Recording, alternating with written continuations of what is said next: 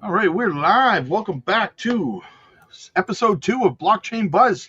What's happening, guys? I'd like to introduce all of our guests today. Obviously, Maximus Crypto, my guy, my brother. We got Jesse from KIR Finance, the one and only, and the Crypto Otaku in the house. How's What's everybody doing up? tonight?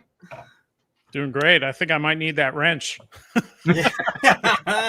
Are you ready? Are you ready to protect yourself or attack another? So, emotions are running high in the crypto space lately. Jesse, I don't know how plugged in you've been. I know you're a busy guy, and when things are kind of doing what they're doing, you just kind of stick to other things, which most people should do, right? Distract themselves, touch some grass. Yeah. But yeah, it's been very emotionally charged. A lot of people who've never been through. I put up a couple of polls over the last few days on socials, just asking people how many of them were in their first cycle. And I think it was about 87% across the board were people in their first crypto cycle, which explains the emotions running wilder than Hulkamania.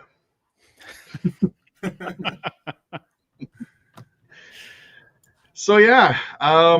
Anyway, let's we'll go around real quick for anybody who's new and have you guys quickly introduce yourselves and let us know kind of what your channel is all about. We'll start with Jesse. What's up, buddy? What's happening? What's happening? Thanks for having me, Rob. Appreciate the invite. Appreciate being back with this esteemed panel of experts that we got here tonight. Pretty excited about this. My channel, going back in time, is kind of started as a random finance channel. I did a video on crypto, and then I kind of fell down the rabbit hole a long time ago with it, and cranked out about 250, 300 videos. I've kind of had to take a bit of a break since then because I've gotten really busy on the personal side. But the channel is not dead. It's like Dracula. Like I say, it can come back to life at midnight. You never know. So anyway, thanks for having me here, and appreciate the invite, and looking forward to hearing everybody else. Hey, absolutely, man. I love watching your videos when you're in high gear, brother. Definitely love your research, man. Max, what's up, buddy? Hey, Rob. Hey, everybody. Glad to be back, obviously, with some of these gentlemen, especially seeing good old Jesse. It's been a while. And Crypto Otaku, actually. This is my second collaboration, so surprised to see Otaku. Glad to have you here, man. Really mean that. You always have great content, and you're very enthusiastic literally every time. Not 9 times out of 10. This gentleman's always 10 times out of 10, so... when I saw you here, I was like, hey, that's cool, man. Right on. Good to see Otaku. So if you're new, you don't know who I am, obviously, I'm Max of Maximus Crypto. It's actually Maximus Crypto 2690. There's some cheat codes to find my channel. You can just type in Maximus Crypto Chasme, Maximus Crypto XRP, Maximus Crypto QNT. But I like to talk, obviously, a lot about utility. But I'm not necessarily just a utility guy or a utility snob, right? I'm foremost an investor. If anything has value to me and there's opportunity, I'm gonna hop on that. So I put it into the chat. I think maybe Rob shared it.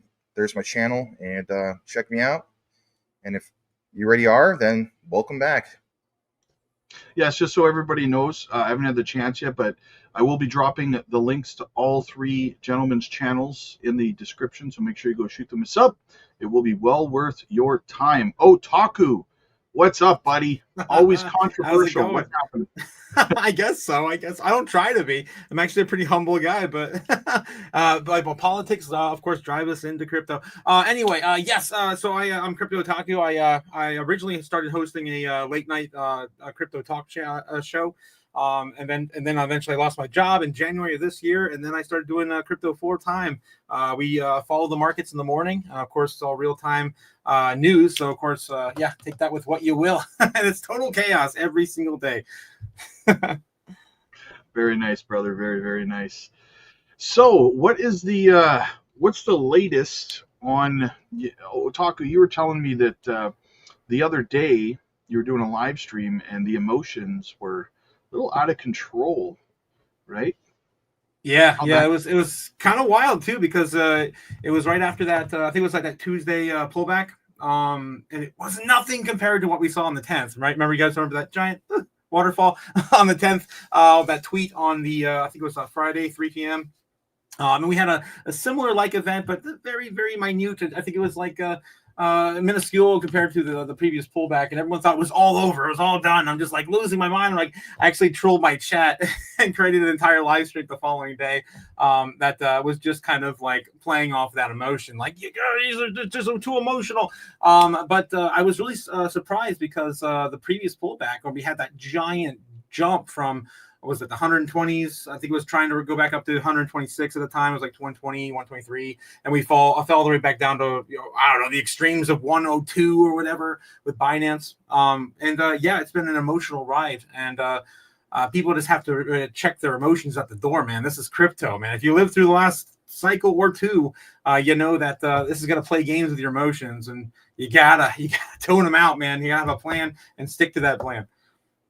Yeah, reflecting back to the 2021 cycle, I remember in May of 2021, I don't know, jump in if any of you guys remember this, but we had that correction in Bitcoin, and it took about 2.5, 3 weeks, I think, for the correction to take place. But Bitcoin had dropped 44%, right? And what I would say to the people who are experiencing the cycle this time around, and when you see like an 8% correction on Bitcoin and you freak out because you call it a flash crash or something, imagine what a 44% correction in a month would feel like, right? And yet we still ended up recovering. We still ended up having a double top cycle, having a blow off top, an altcoin season, and everything in between, right? So whenever you see that minor correction, and I kind of segueing into what I was talking about in my live stream this morning, that I do think I'm tracking the 50-day moving average on the weekly time frame for Bitcoin. I do think we're going to be coming down to that probably in the next 2 weeks, if not next week, the week after. The further we go out, whether it's next week or the week after, the higher obviously the moving average is going to be on the weekly time frame, right? So right now it's like at 102,400. So I would think that after tomorrow's close, we'll probably see it move up somewhere close to 104,000, and which wouldn't be as bad of a correction. They'd be like 3.5% from where the price is right now to 104. So it wouldn't be all that dramatic, but I know that every time we bounce off the 50-day moving average on the weekly time frame, we usually have a monster run immediately after that, so far anyway. And when we drop below it and we start closing weekly candles below it, that's when we have confirmed we are going into a bear market. So that's just one of the metrics that I use. So as long as you stay above that, in my own personal opinion, we're fine. So yeah, I just want to add on to that too. I was telling everyone on Friday that the order books right now actually started appearing a lot lower, a lot of buying potential at like 87K. Which is kind of extreme because we've never seen anything like that build up in a while, right? I mean, there's still a lot more buying potential above that 87K, but I was kind of wild. I'm like, oh, some whale games might be coming, pushing into that narrative. Yeah. So Jesse, how much attention have you been able to apply to the crypto space lately? You've been busy, or? Yeah, I've been following it. Kind of where I'm at. The latest was Dip sent me a message the other day on Cadena shutting down. I thought that was interesting. Obviously, when I was following Cadena before, it was like over $20, and it's just dropped like a rock. And it's kind of interesting because, I don't know if they're shutting down because they're just over leveraged, like all their eggs were in one basket and they just didn't spread out their risk.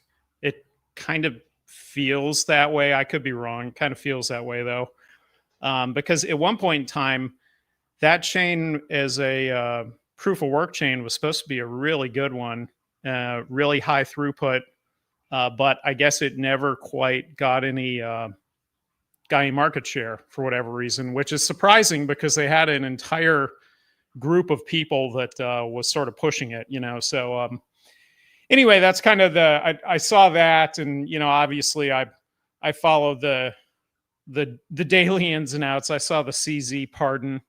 That's interesting to say the least. That's well, let's stick with the Cadena thing for a moment, because Max and I had actually discussed what was going on there on Thursday before we did the Patreon Live. And we didn't get really much of an opportunity to talk about it, but we wanted to. So I'm glad that you brought that up. My thoughts on it were that, I mean, I agree with you. In the last cycle, at one point, Cadena was running neck and neck with Solana in terms of performance. I don't know if it's because their logos were both purple and pink and orange at the same time, or whatever the case might have been, but I remember them running neck and neck in the last cycle. And when the cycle ended, I personally had a lot of confidence in the project moving forward, similar to the confidence I had in Solana for the next cycle. But then I think it was near the end of 2022, I want to say, or early 2023, half the team left the project, and I was like, usually that's my head for the exit when that happens, right? I'm like, you know what? If they're leaving, I'm leaving, right? I'm with them, whatever, right?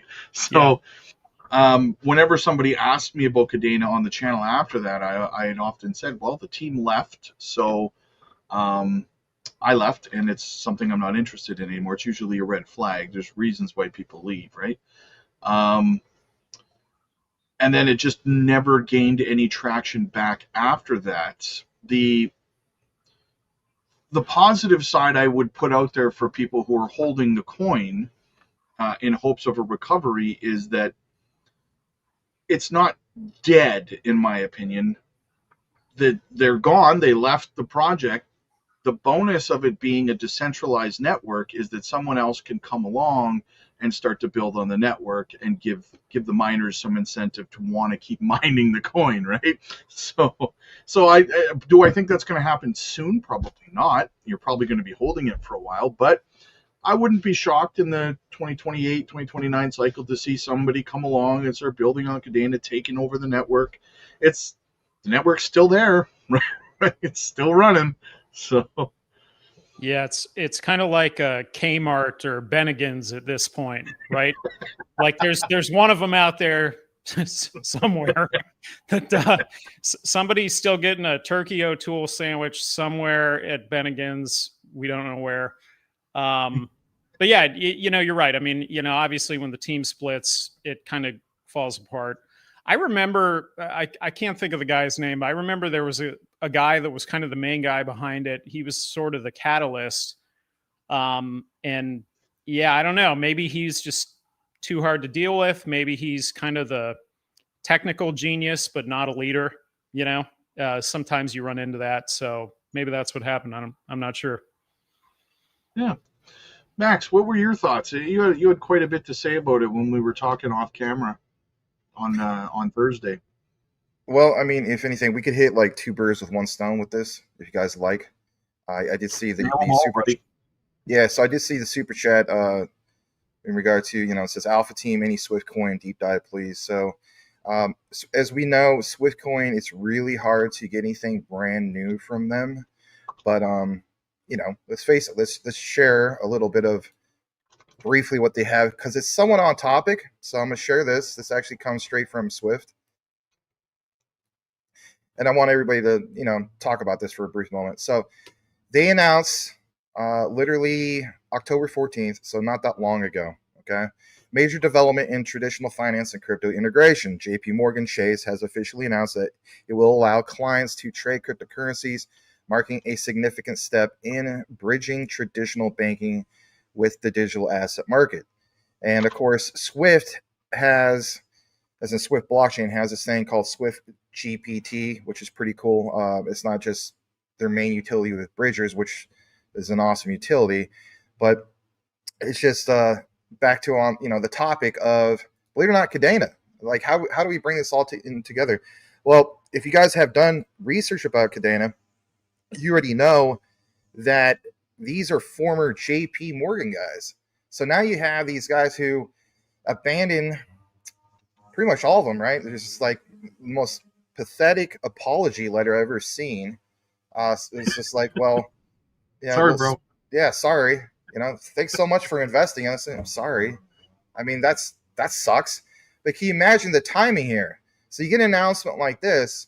I mean, if it was me, even if it was like a meme project, you could have totally capitalized on this as a catalyst in itself. You could have been like, yeah, our blockchain is former JP Morgan guys. I mean, people, even though that's not really like, oh, well, the utility, I mean, what would we bring to the Cadena ecosystem?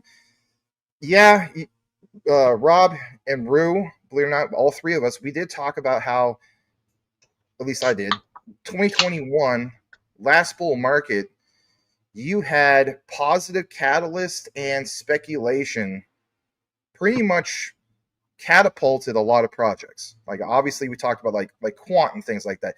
None of this stuff in regard to utility was ever really used at full mass adoption, even yet, right? Some people say we're bridging over to utility. So if it was me, again, like, they could have totally capitalized on this. And what do you see? You see Swift blockchain sharing it. So, I mean, it's a little bit of Swift. The other thing I want to share in regard to Swift, just real quick, is where I would want at some point for myself, Jesse, you, Rob, Otaku, because I know you cover Jasmine, you even have Swift recognizing everything. See, they don't just share their own stuff. They share what's going on everywhere. And they point out that Bank of Japan Deputy Governor Ryozo Himino says stablecoins could become a part of the global payment system, even partly replacing bank deposits. Non-bank financial institutions now hold half of global financial assets, highlighting the need for stronger regulation. I mean, yeah, they want to point out the whole thing with Switch GPT, which is fine.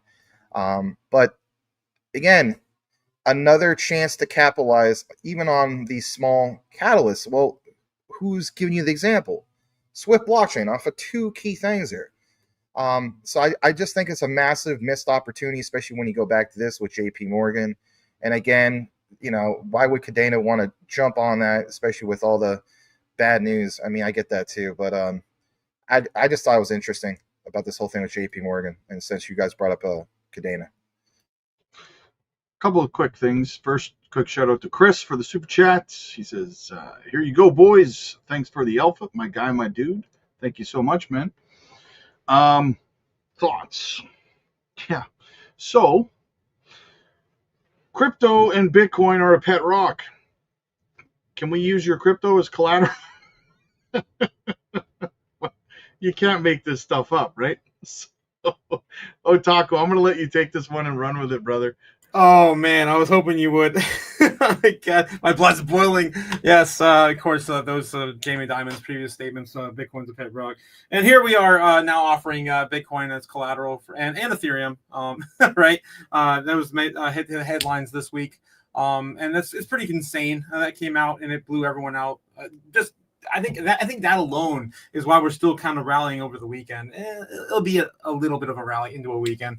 But yeah, it's pretty insane that JP Morgan came out and about face on that whole thing.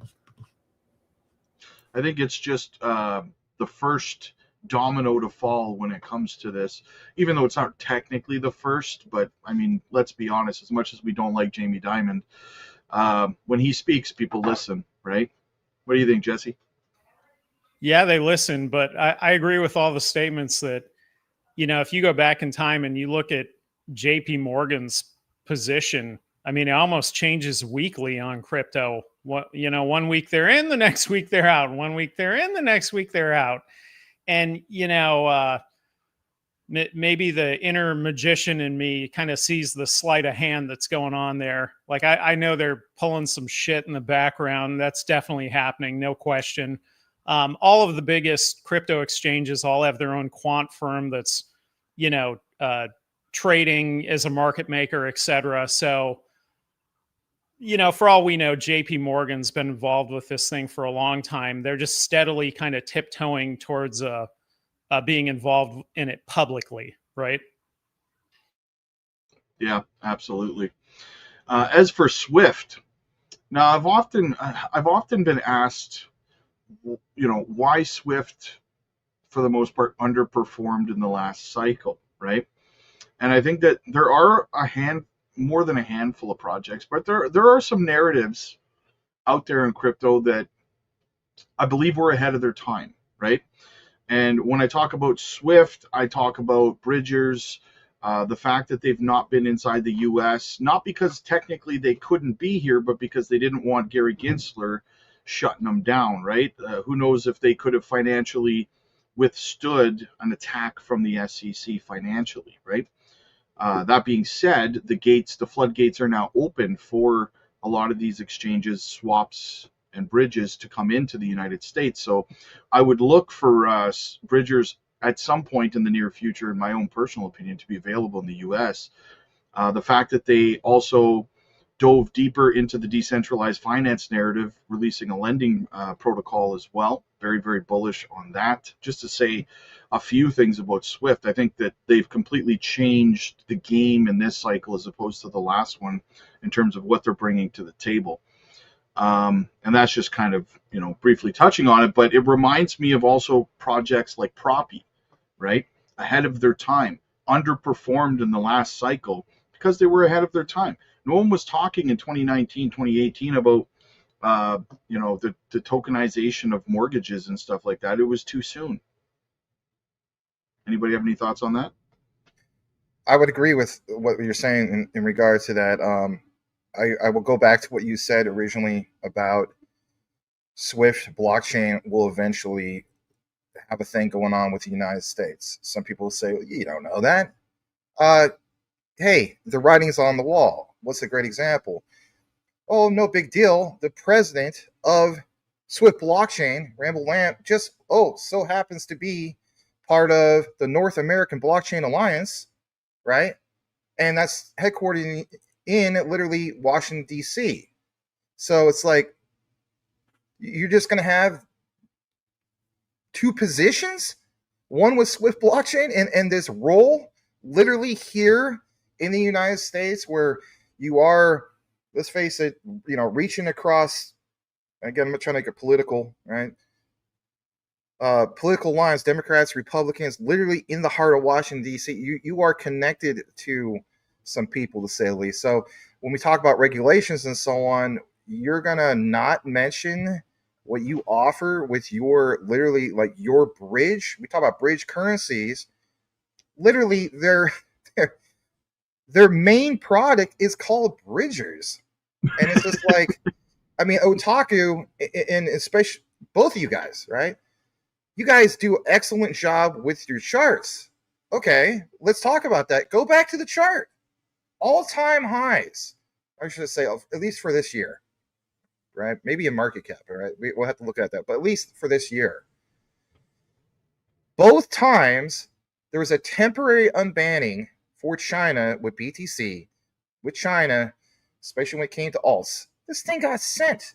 So what happens when this whole thing with the rift that we have with China,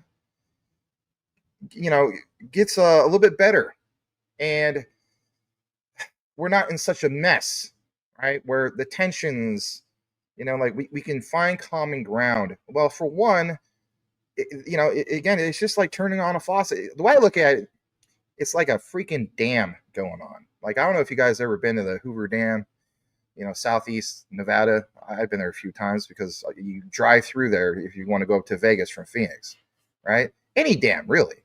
I just look at, like, when it comes to specifically Swift blockchain and the Bridgers platform, I mean, this is a good analogy. It's just like there's this dam blocking everything. But then when they had a little hint, like, this BTC thing, let's unban it. Altcoins, let's unban it. Who had first movers advantage? Like, seriously, I challenge people looking at this. It was Swift. That's first movers advantage because you already had a user-friendly platform, especially for the Chinese, to hop on immediately. People talk about your, like Stellars, if you will, and some of these other ones. Obviously, I do. What would have basically not so much the onboarding, but it's the offboarding, if you will. Yeah, look at it as an offboarding platform. People who have held you. Okay, back to otaku for a second.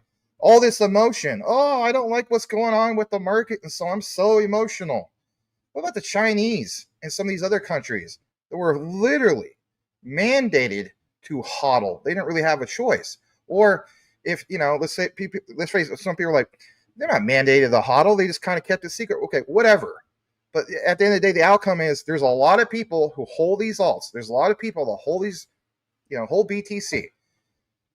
First mover advantage. That's the key takeaway when it comes to this. That has tremendous value because it's unleashing, liquidity.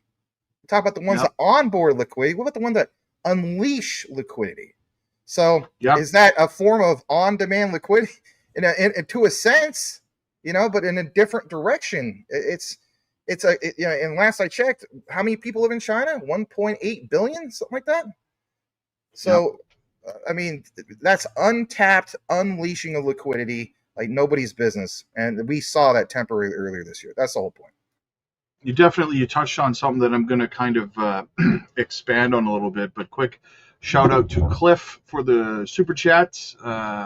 Absolutely, brother. Absolutely. And Jake the Snake, otaku is my therapy. There you go. I do my best. But yeah, what I wanted to kind of expand on is when it comes to bridgers is something that I've emphasized many, many times in the past for Swift, and that's the user-friendly aspect of bridgers, right? Their swap.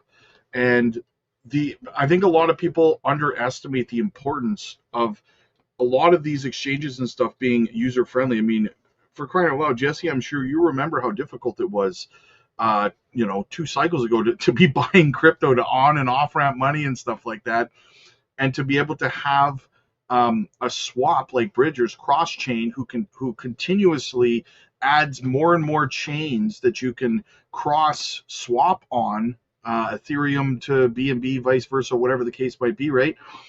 People need to understand that if you truly want to bring in the majority of retail investors, it has to be 1 or 2 clicks to buy and sell crypto. It has to be that easy for your grandparents and stuff like that, right? People who are not tech savvy need to be able to take their phone, go click, click, done. I just bought some Bitcoin, or I just swapped this, whatever. It's got to be that easy, or they're not going to come in.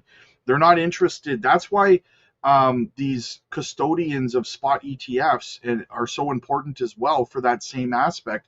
Your grandparents don't want to get a decent wallet and learn a seed phrase and custody their own crypto. They want the bank. They want to just go to the bank and say, buy me some Bitcoin, buy me some Solana, buy me whatever, and you hold it for me.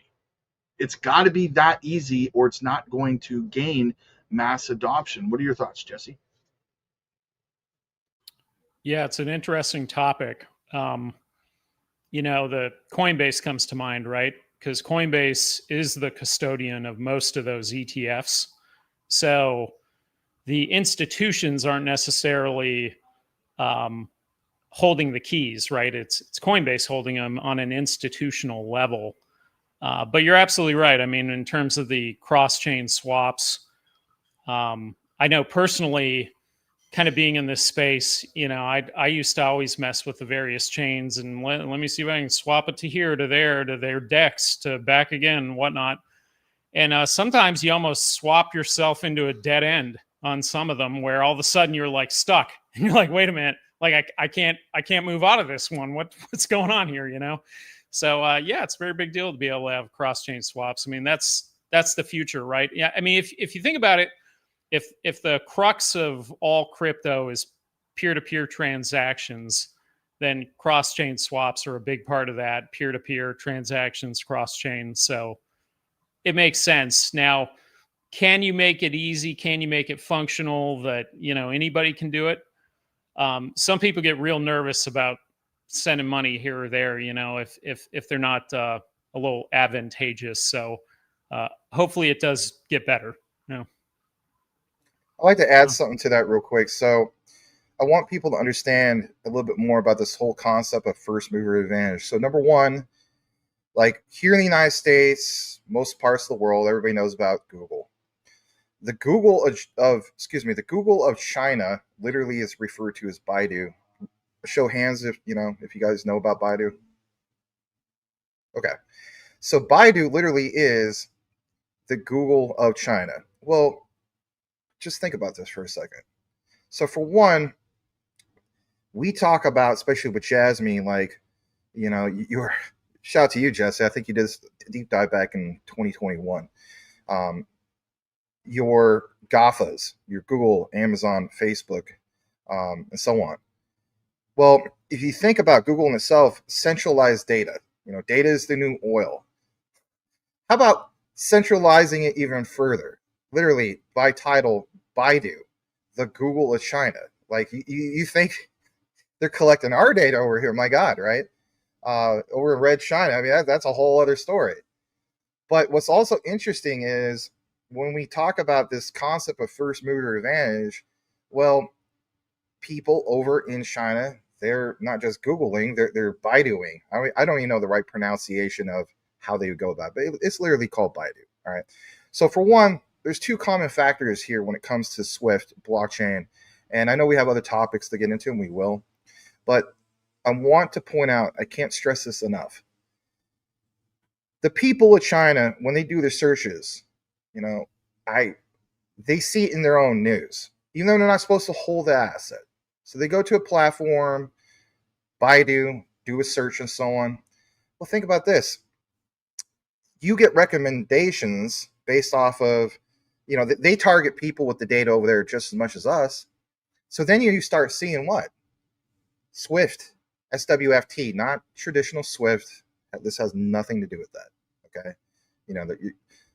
Not that messaging system that dates back to the 70s.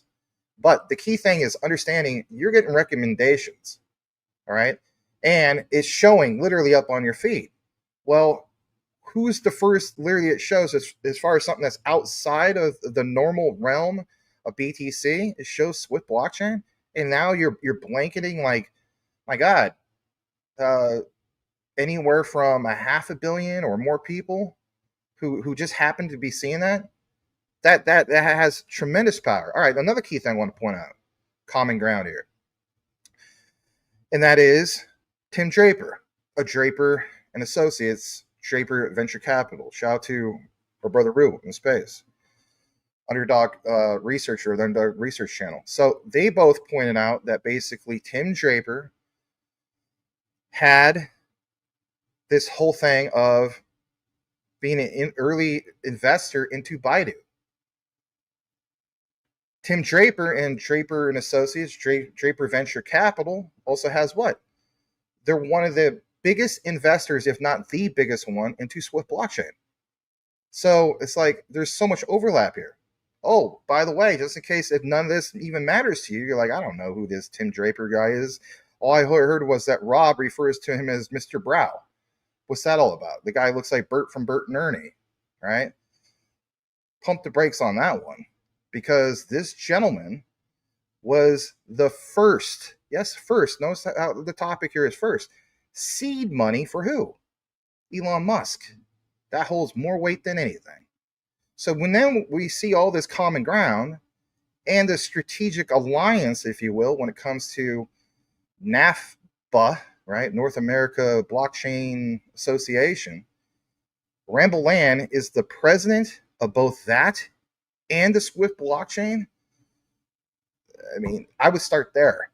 And then you will come to your conclusion of, maybe that is why it ran. And so it will run again, but not until you get those big announcements. So, are you the guy who's going to be emotional and be like, oh, I'm going to jump into Swift when it's, I don't know, 25, 50 cents higher? It's not a good recipe. The great recipe is when people buy the fear. I know that basically, what's his name? Warren Buffett supposedly is anti-crypto, but indirectly speaking, he has ties to subsidiaries that are involved with crypto, as pointed out before, in Japan. So my point is, yes, you do buy that fear. I bought the fear. Even in my Patreon, I let some people know, yeah, I backed up the truck on some more of the Swift. Why? Because when you look at it, especially on your watch list, and you compare it to other digital assets, this one stands out the most. Don't get me wrong. I met my quant goals. It was a nice relief. A lot of people can say that. But I also looked at Swift and said, I haven't quite hit all my goals on that. And it was sitting at 0.006. What an opportunity. So roughly for $620 or $630, 100,000 tokens, you can't really, or coins, Swift coin, right? SWFTC is what we're talking about here. You can't do that really with quite, like so many projects out there. There's some, but again, that was a huge opportunity, and it still is right now. It still is. So can we get back to what we saw with that euphoria early this year? I think the answer is yes. Will it happen necessarily by the end of this year? People are asking that question. I'm not a fortune teller. But again, I'd rather be prepared with my position for these events that will inevitably happen. That's my take. That's what I'm sharing with you. I agree. I think that the tokenomics on Swift are just far too good for it not to. I think it's going to be one of those sleeper pick projects that's going to surprise people because they didn't realize the tokenomics were so good. I mean, a 10 billion max supply, 100% in circulation. It's got like a $20 million market cap right now or something.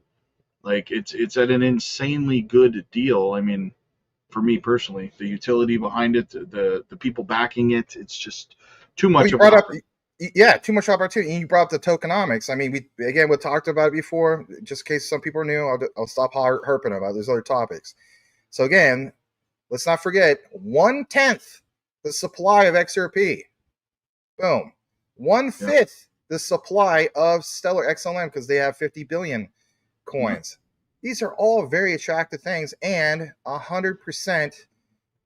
Yeah, I believe it is 100%. 100% in circulation. So, I mean, also, you're not fighting devs dumping on you and stuff like that. I mean, go ahead. Yeah. Also, the fact that it's got the narrative, decentralized finance, that they've launched a lending protocol as well, and the whole lending protocol aspect of it. If you'll notice, I talked about this on the Patreon a few times.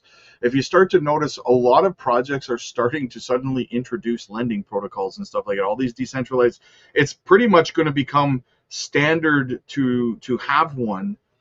It's like when you first got heated seats in your car, right? And now you can't really buy a car without a heated seat, right?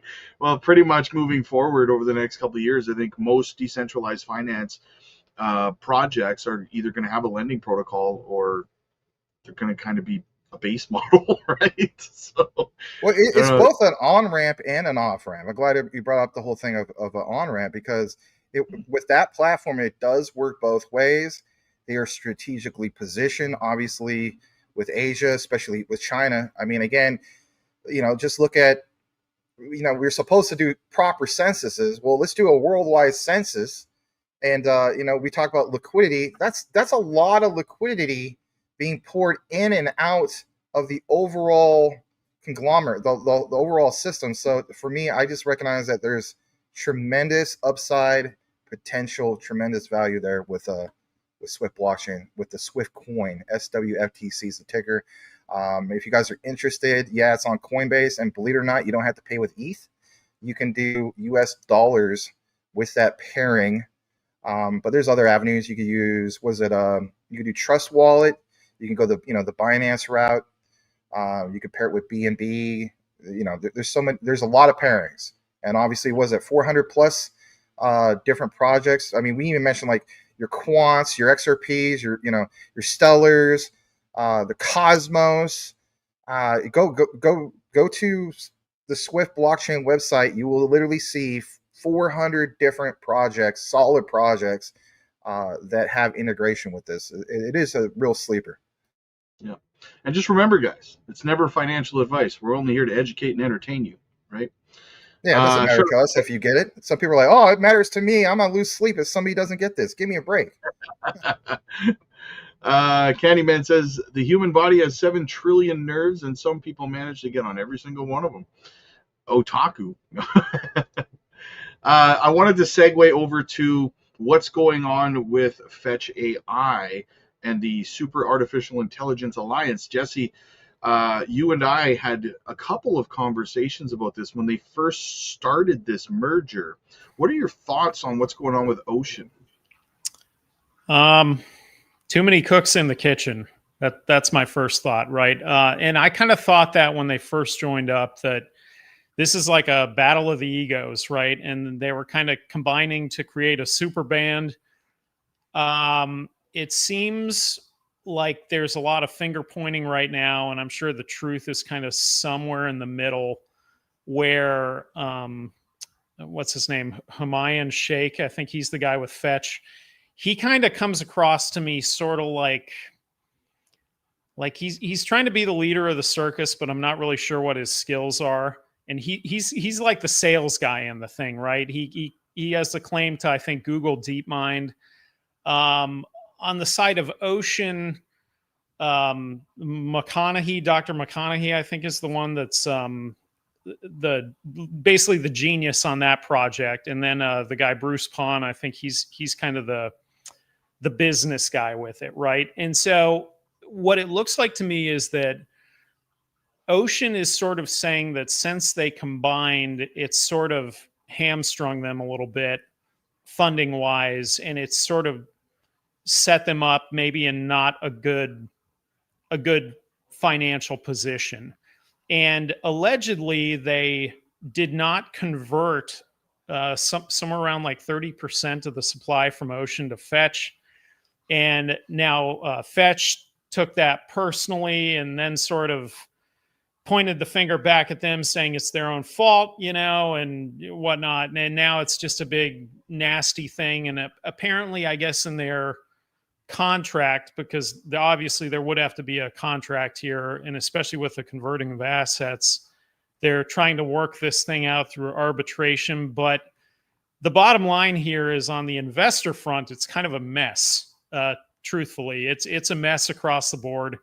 And I'm not sure what recovery looks like until there's a good headline that distracts from all of this. It's kind of like they're airing out all their dirty laundry in public, and it's not a good look for anybody involved in it, truthfully. Yeah, it reminds me of what happened with Gala, where one dev starts filing a lawsuit against the other one, claiming that the other one stole a bunch of the tokens, and then they had to do a V2 of the token to make the stolen coins worth nothing.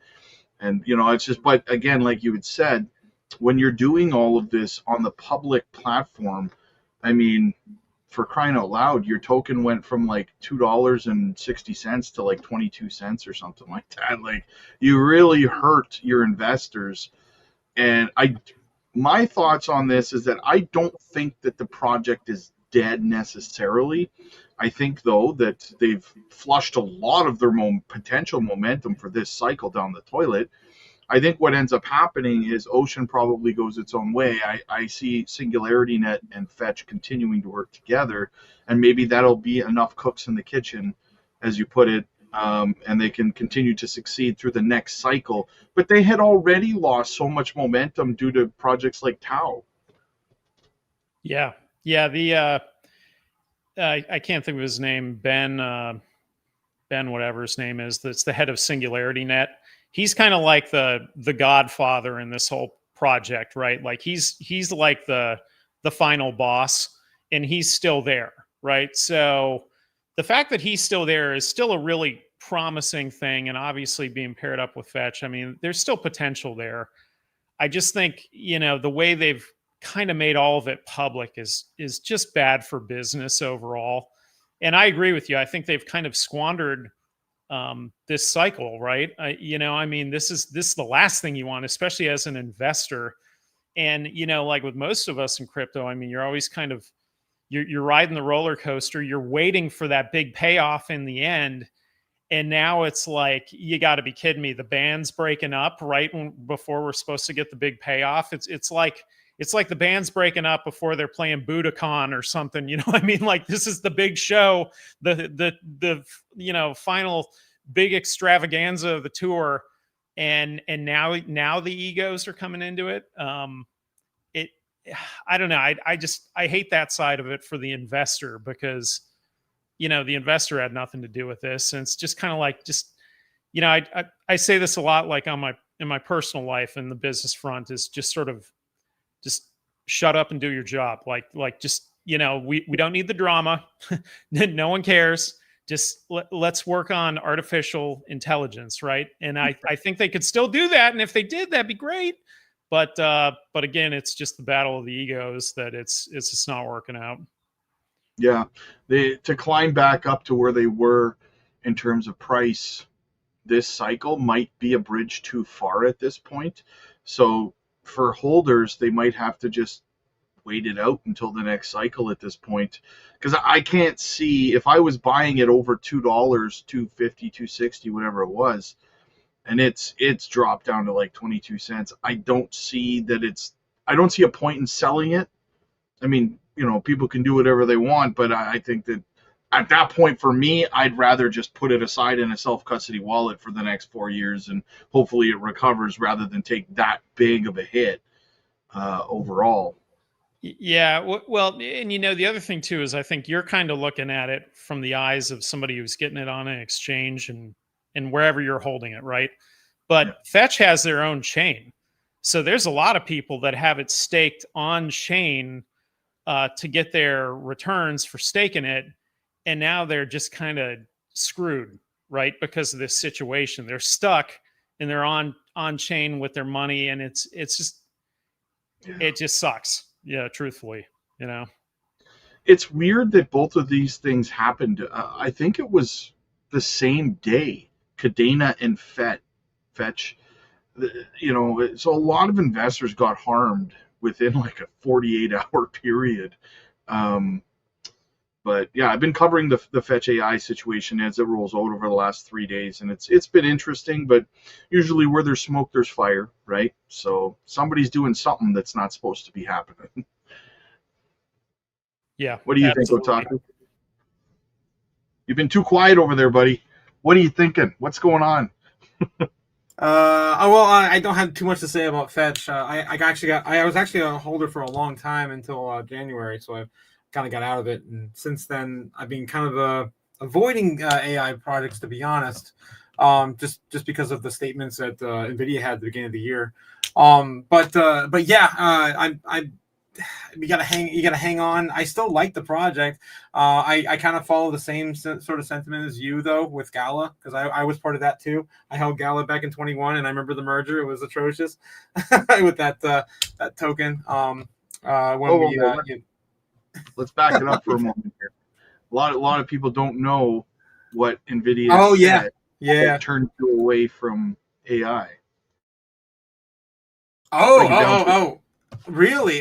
So the NVIDIA statements, I forget if they were February or March or something like that. NVIDIA came out that said they're not focusing on any crypto plays. They're solely focused on AI and chips development. That was I was like February, March, something like that. I could probably pull up an article or something and dive in deep, but I don't want to spend too much time dedicated to that. That is an older narrative, Well, you know what that does open the door for? I don't know, like maybe a world's largest GPU cloud being built by some company out there. I don't know. Anybody think of any company doing anything like that? Gee, I wonder where you're going with that one. I don't know how much I talked to you about it, Jesse. I know I had talked to you about it a little bit, but yeah, I am actually going to, Hara invited me to Jasmy Labs. And as it turns out, what I'm going to be doing is, because he gave me full access, he told me I could pretty much go anywhere. I could film as much as I want. He's like, film whatever you want, wherever you want in the building. Interview whoever you want, including myself. He's pretty much given me carte blanche in the place for a full week. So I've decided to, instead of just doing an interview, I'm going to create a mini documentary series about the entire trip to Jasmy Labs and because I'll be there every day for about a week. And so, yeah, it's going to be very, very fascinating. So Dip's actually, you mentioned Dip Metaverse earlier. Shout out to Dip. Actually sent me a couple of questions to ask Hara. One of which was, how solvent Jasmy is in relation to what happened with Cadena. Because Cadena blamed market conditions for going under. Is something like that possible for Jasmy, or are they fine, right? So yeah, I've been kind of collecting questions from Dip and stuff. Yeah, I'm really excited for you to make that trip, Rob. Yeah, that's going to be an amazing documentary. Let me just say that up front. That I'm excited about that one too. I'm interested to watch it later and see everything that you've kind of uncovered. To kind of tag onto that, I've been thinking about that lately as well, in terms of Jasmy and their different products, let's say, right? So not everything in Jasmy's always been kind of like one half black, one half white, right? Like one half is the device maker Sony guys, and the other half is the blockchain. So are they diversified enough that if the crypto market cratered, would the project survive? On the surface, I would venture to say yes. I think they would be fine on that front, because they are fairly diversified. I think Cadena had all their eggs in one basket, or at least it kind of appears that way. With Jasmy, it's very different. With Jasmy, my bigger concern would be something like, I think it was Secure PC, right? So, like the premise of Secure PC was all about how you didn't need to have a call center anymore, and now everybody's working remote, and we all learned that we can work remote post-pandemic. Well, I don't know if it's still that way in Japan or not, but in the US it's 180 the other direction, where basically everybody has had to go back to the office all day long, 5 days a week, to 100% miserable. No one's work clothes fit anymore. They got fat sitting at home for 3 years. Yeah. So again, you kind of have to ask yourself, well, is the use case still the same? Have the market conditions changed, right? And I think to an extent they probably have.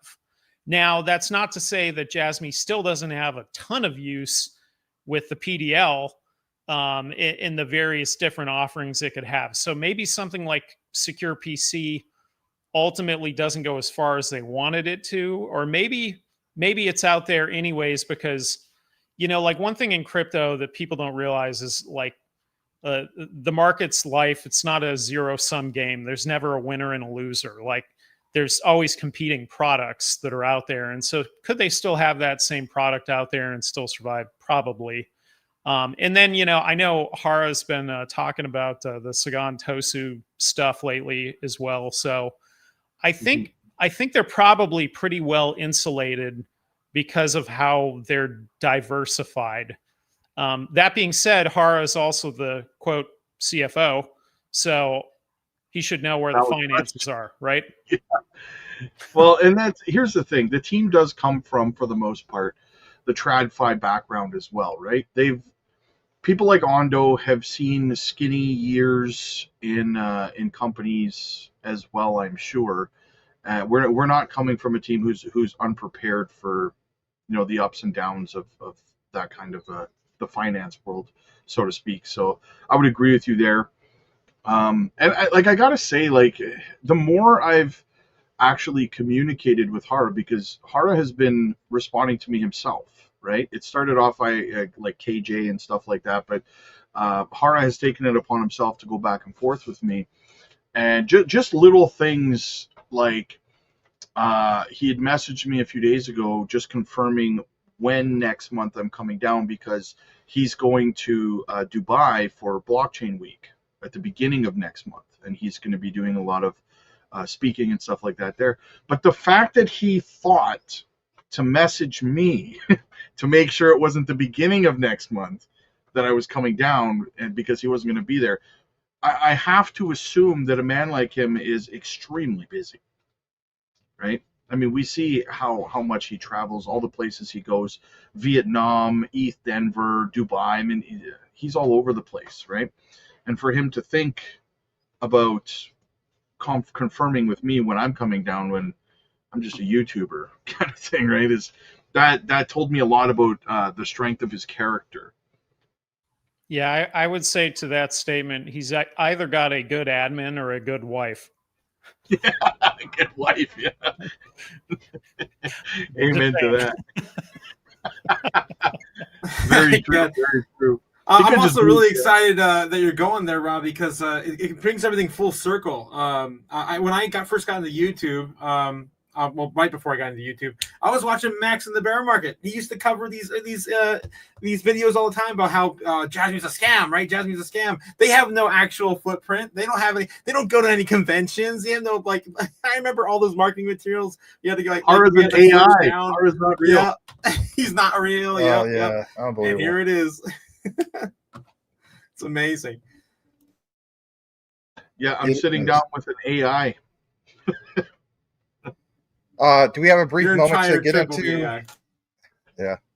Now, I mean, I do think it's awesome. Obviously, going to Japan. You know the deal as far as myself joining. I wish I could have, but it is what it is. But yeah, I'm sure this is going to be an awesome documentary series. I think we obviously all look very, very forward to that, and I like the professional approach about how you're going to go about that. I will state this, and it was kind of a funny thing to mention. I think Jesse knows where I'm going with this, but Jesse, do you remember the infamous orange door to nowhere in the pictures from Jasmine Labs? You ever seen that one? No, it's not ringing a bell. There's a door, right? It's like in the middle of a room. It's like seriously, it's like this white with orange door, and it's like it's like, why is that there? You know what I mean? So it'd be kind of interesting just for the heck of it, just to address that, Rob. But no big deal. Yeah, find out where that door goes. Yeah, it leads to the Matrix or something. I don't know, or Yes. Yeah. Right. As soon as you go through that door, then that telephone behind Crypto Otaku take you right to his room, and then you can rip off his mask and make it a 101 NFT. And I'm kidding. Anyway, but hey, if we have a chance, there's a couple things I wanted to pick Jesse's mind about that I recently covered. I think we kind of somewhat touched about this maybe on our private collab Patreon with Rob, and that is some of the recent announcements. So do you remember the whole thing when Caro Tono was really pushing that agenda of data free flow with trust EFFT, Jesse? Vaguely. Well, either way, you're gonna hear about this. All right. I think we should share this for a brief bit. I'm looking at the clock. We're at the 58-minute mark. I do want to respect, maybe this is a topic for a different day, but how are we doing on all this as far as the time agenda, Rob? Fire away, brother. Okay, cool. Very cool. So basically, this is the first one I want to pull up. This is recent because it's been a while since we had a DFFT update. Some people say, well, that doesn't pertain to Jasmine. If you've done your research, it does. It absolutely does. So let's pull this up for a second. I covered this in a recent video, but even if you're not super into this, Jesse, I would love to pick your brain about this because this was shared October 13th. So again, not that long ago. I'll blow it up even bigger because I realize a lot of you guys are on your cell phones who watch the program. So for one, it says Japan's data flow framework and the contest for governance. If you want the citation and reference, it comes from IISS.org. Okay. So for one, they go into this whole, I guess you could say, deep dive, if you will, about the frameworks and regulations. And we know when it comes to Japan, they probably have the most strictest regulations out there. Hence, Jasmine, the Bitcoin is Japan. It's not literally Bitcoin, right? But it's just a title that they got because they were the first to become regulatory compliant. So Japan's DFFT initiative, again, data free flow with trust, aims to enhance the free flow of data across borders, but faces challenges in achieving widespread acceptance. For a lot of us that have researched Jasmy, we feel as though that when it does have this thing of widespread acceptance, then again, untapped liquidity through data. And that's where I'm really going with this. They mentioned the whole thing about the 2030 global agenda. So by 2030, global data volumes are forecast to reach about 500 zettabytes. Now, I'm almost certain on this that that's an insane amount of data. I believe that, we're talking trillions of gigabytes, trillions of terabytes, maybe, right? There's a converter you guys can do on Google.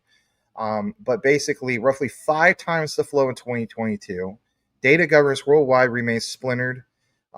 Again, back to this whole thing of Beijing promoting state control model. We talked earlier about Swift blockchain, how they're literally an on-ramp and an off-ramp for some of these things.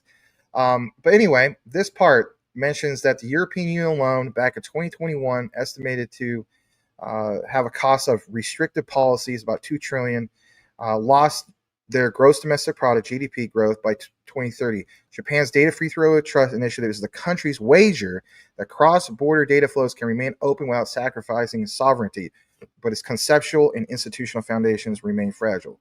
Now, again, I look at this like, again, who would be first mover advantage? Because we talked about that earlier with Swift blockchain. That was like, China and so on. This jump back to Japan.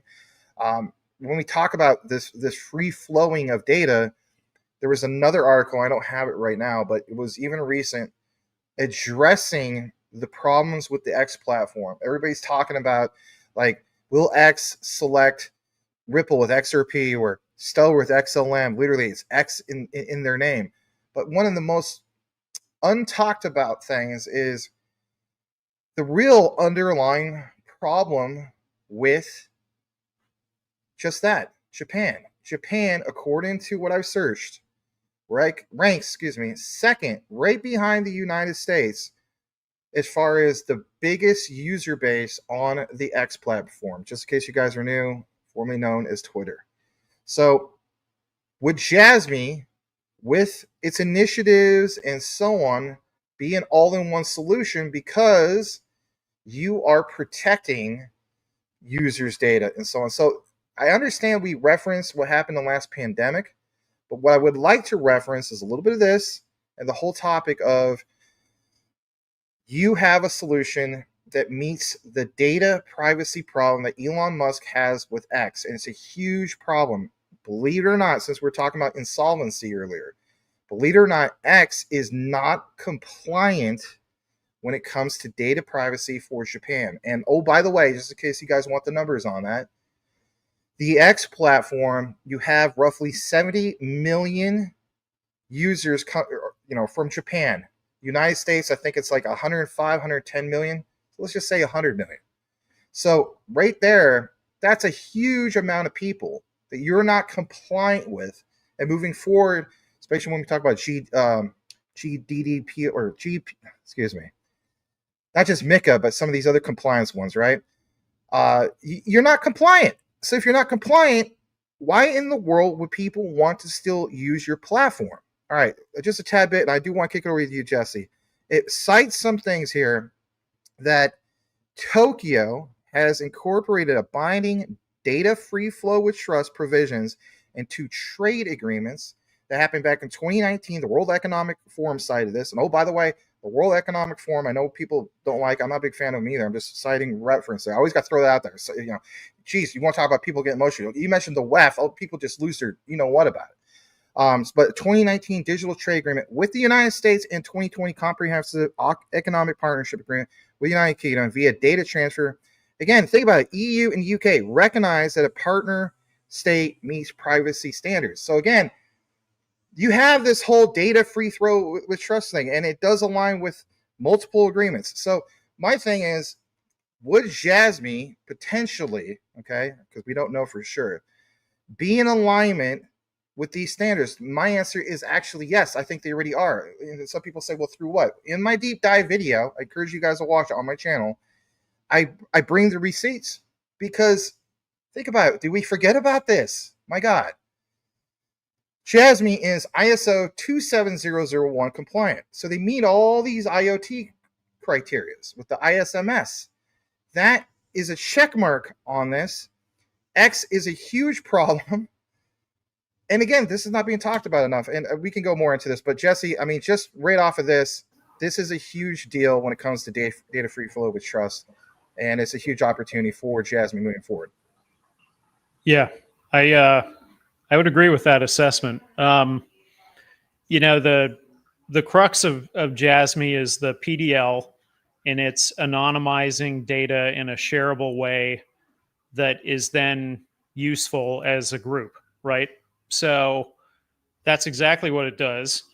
And going back in time, the people that were kind of at the top of this project were government connected, and they likely still are, whether it's the local, you know, prefectures or elsewhere. I think Ando was he was an ambassador or something like that to Taiwan at one point, right? So all of that's in play. You also have their prior business relationships, being that Sony was well connected to the U.S. Japan, I think, is well connected to the U.S. and well connected to the UK, to the EU, right?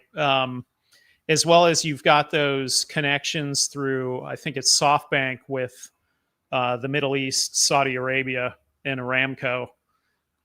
So, you know, when you think about the future, kind of like how we were talking earlier about cross-chain, data needs to free flow as well. And data is extremely valuable. You know, obviously, Facebook has kind of shown you how valuable data is. If you can harness the power of the data, then can you drive up the value? You know, that was, you know, in the ethos of what Jasmy started at was driving up the value of data to like $500 a user. And at the time it was like 40, I want to say. So could you drive up that value by having borderless data sharing, and could this platform be available for that specific purpose? Absolutely. Why not, right? I mean, what's really holding it back? Is there anything that's holding it back to not do that? No. But the caveat I would say here is that if they were going to be of use to the government in this format, then that would probably take a lot of planning. And the Japanese are very, very meticulous in terms of how they build, in terms of what they do as a group, the Keiretsu structure, multiple companies working together in one. Could you have like a Panasonic teamed up with them and doing data sharing? Sure. Absolutely, right? I mean, Panasonic is very big in Internet of Things. And everybody knows that, you know, Internet of Things is kind of the way of the future. I mean, everything's going to have a computer on it, whether it's your car, your fridge, anything, you know, your phone, obviously. So your toothbrush. Yeah, your toothbrush, your toilet, right? Everything's going to have a computer built into it. So there's data absolutely everywhere, and that data is highly valuable. And could this solution then meet the needs of the government? You know, that's one of the things that we always kind of would sort of indirectly discover and rediscover at the beginning when we were just researching this thing over and over and going deeper down the rabbit hole, was kind of that whole intertwining with the government aspect and the government goals. And they really do fall in alignment with them. And they are very, like I said, very meticulous. I mean, Jasmy started a long time ago, a very long time ago. So could they be a part of this? Absolutely. So yeah, I think you're absolutely right. And you're probably onto something that could be going on behind the scenes. You know, being that, you know, crypto is not burdened by the same rules of like the stock market in the US. They don't have to share any of that information.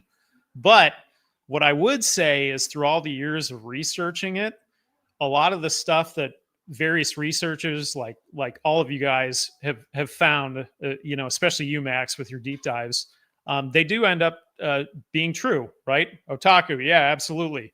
All these little nuggets that you kind of pick out of the the universe here and throw at people. Yeah, there is some truth that's in that, and there could be a connection there, or at the very least, Rob, when you're over there in Japan, these are the kinds of things that it would be a very valid discussion to maybe just even take an hour and talk to Hara about government overlap and the government goals of Japan and stable coins and data, and just pick his brain on that, Or if you can like cross interview, like maybe Toyota, or maybe they have a Toyota,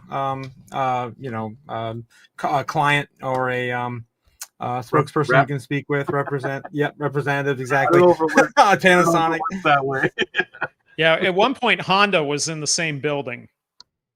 Really, eh? Yeah, it's definitely like all I need as much in terms of topics that I can pick the brains of everybody, Hara, and I believe I'll be speaking with AJ as well. Dip told me that Sato is kind of doesn't like intruders in the office, so to speak, to put it kind of softly, but yeah. Bring a gift. Okay, I'm just saying, yeah. bring a gift. Yeah, but I do need as many ideas and questions and topics as I've got a full week there, so it's going to be, I even have somebody coming with me who's going to be following me around for kind of like a box set of DVDs for us older guys, where you get the special features, right? It's going to be clips of the special features and stuff for the VIP community and stuff. Is guys just follow me around and what it's like behind the scenes and all that kind of stuff. So it's going to be pretty cool. If you guys don't mind, there's another thing I want to add to this. So I actually just shared, this is very, very recent. It comes from Junction. So they had that thing, I should say very, very recent, but they kind of retweeted this a bit. Back in August, the Nexus Core Night, that was something that kind of, like, people just share this typically, like, hey, here's the posting, so on and so forth. When I got more deeper into it, I pulled up the whole thing about WebEx Asia, right? Like Asia's leading crypto conference. And this other thing about where they tag, for example, not just Hara, but BitPoint Japan, Bifrost, who's a partner, and obviously Minara. I wanted people to understand that, look what it says here, like on the bottom right of the picture, hosted by Jasmine, Junction, BitPoint, and SBI. Now, BitPoint and SBI both have common ground. For one, Genki Oda. I did mention the whole thing of that World Economic Forum white paper that highlighted, it was actually a DFFT white paper. That's where I was going with some of this, Jesse, if I forgot to mention that. So they have a white paper that I highlighted in my last deep dive about Jasmine, about data free flow with trust. So we know, right, that Genki Oda he's part of the WEF. He's part of BitPoint. He has, SBI. He's also part of, that sub-steering committee of the FSA, which is our version of the SEC. So, like, you're hitting like 3 or 4 key things when it comes to your plug to regulations. So when we talk about, like, like Rob, you're like, I don't know if I'd be able to speak to Ando-san because he's not really prone to wanting to deal with maybe, foreigners outside the United States. Actually, I would ask Hara, how's your relationship right now with Genki Oda? I've seen pictures, of course, with Genki Oda and obviously Sato-san, which is great, but how's that relationship? Because to me, if back in 2017, Genki Oda led that charge to blanket Japan with, BTC ATMs and so on, then, okay, where are we at now as far as, can you do integration with personal data lockers?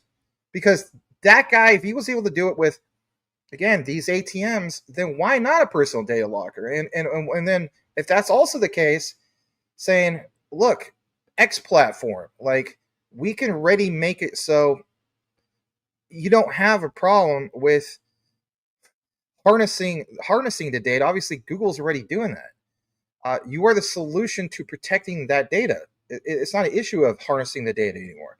Protecting the data that's actually already been harnessed.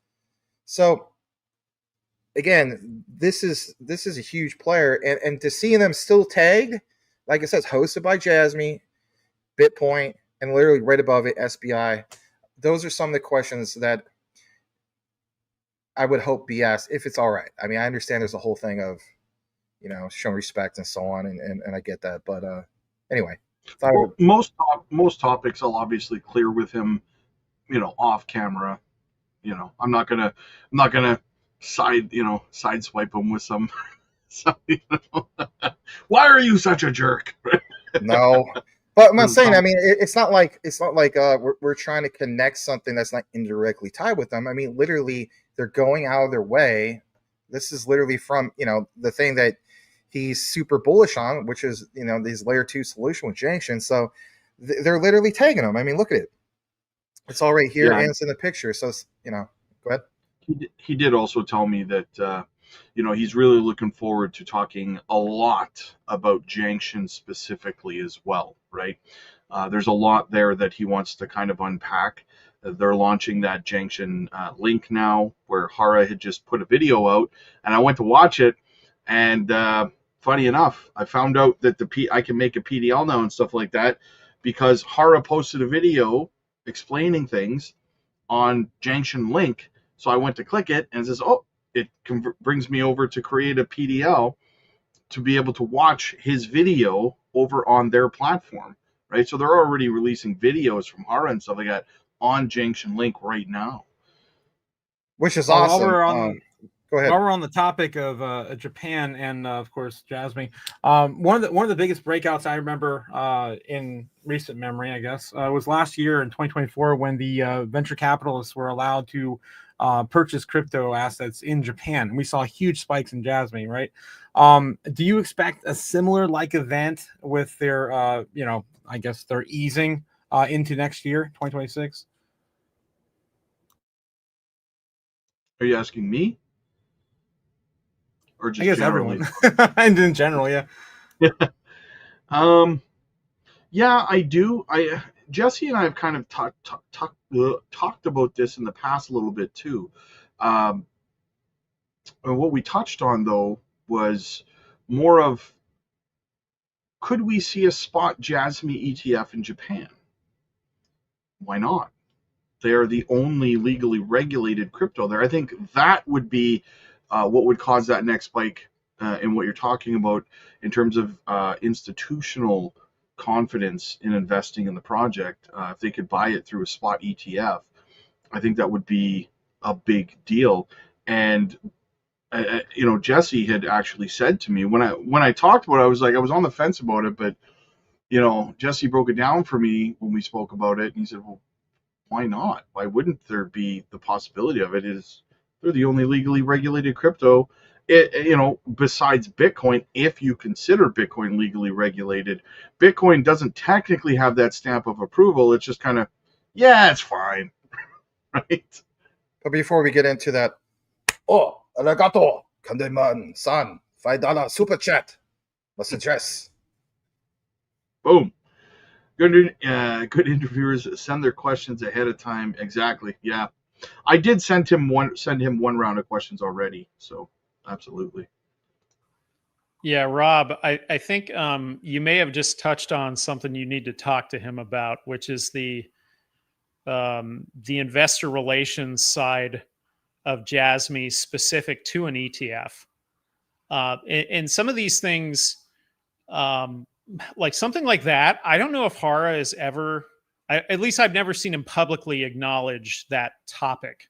So that may be something worth talking to him over, whether it's on the record or off the record or whatnot. You may be able to learn a little bit there.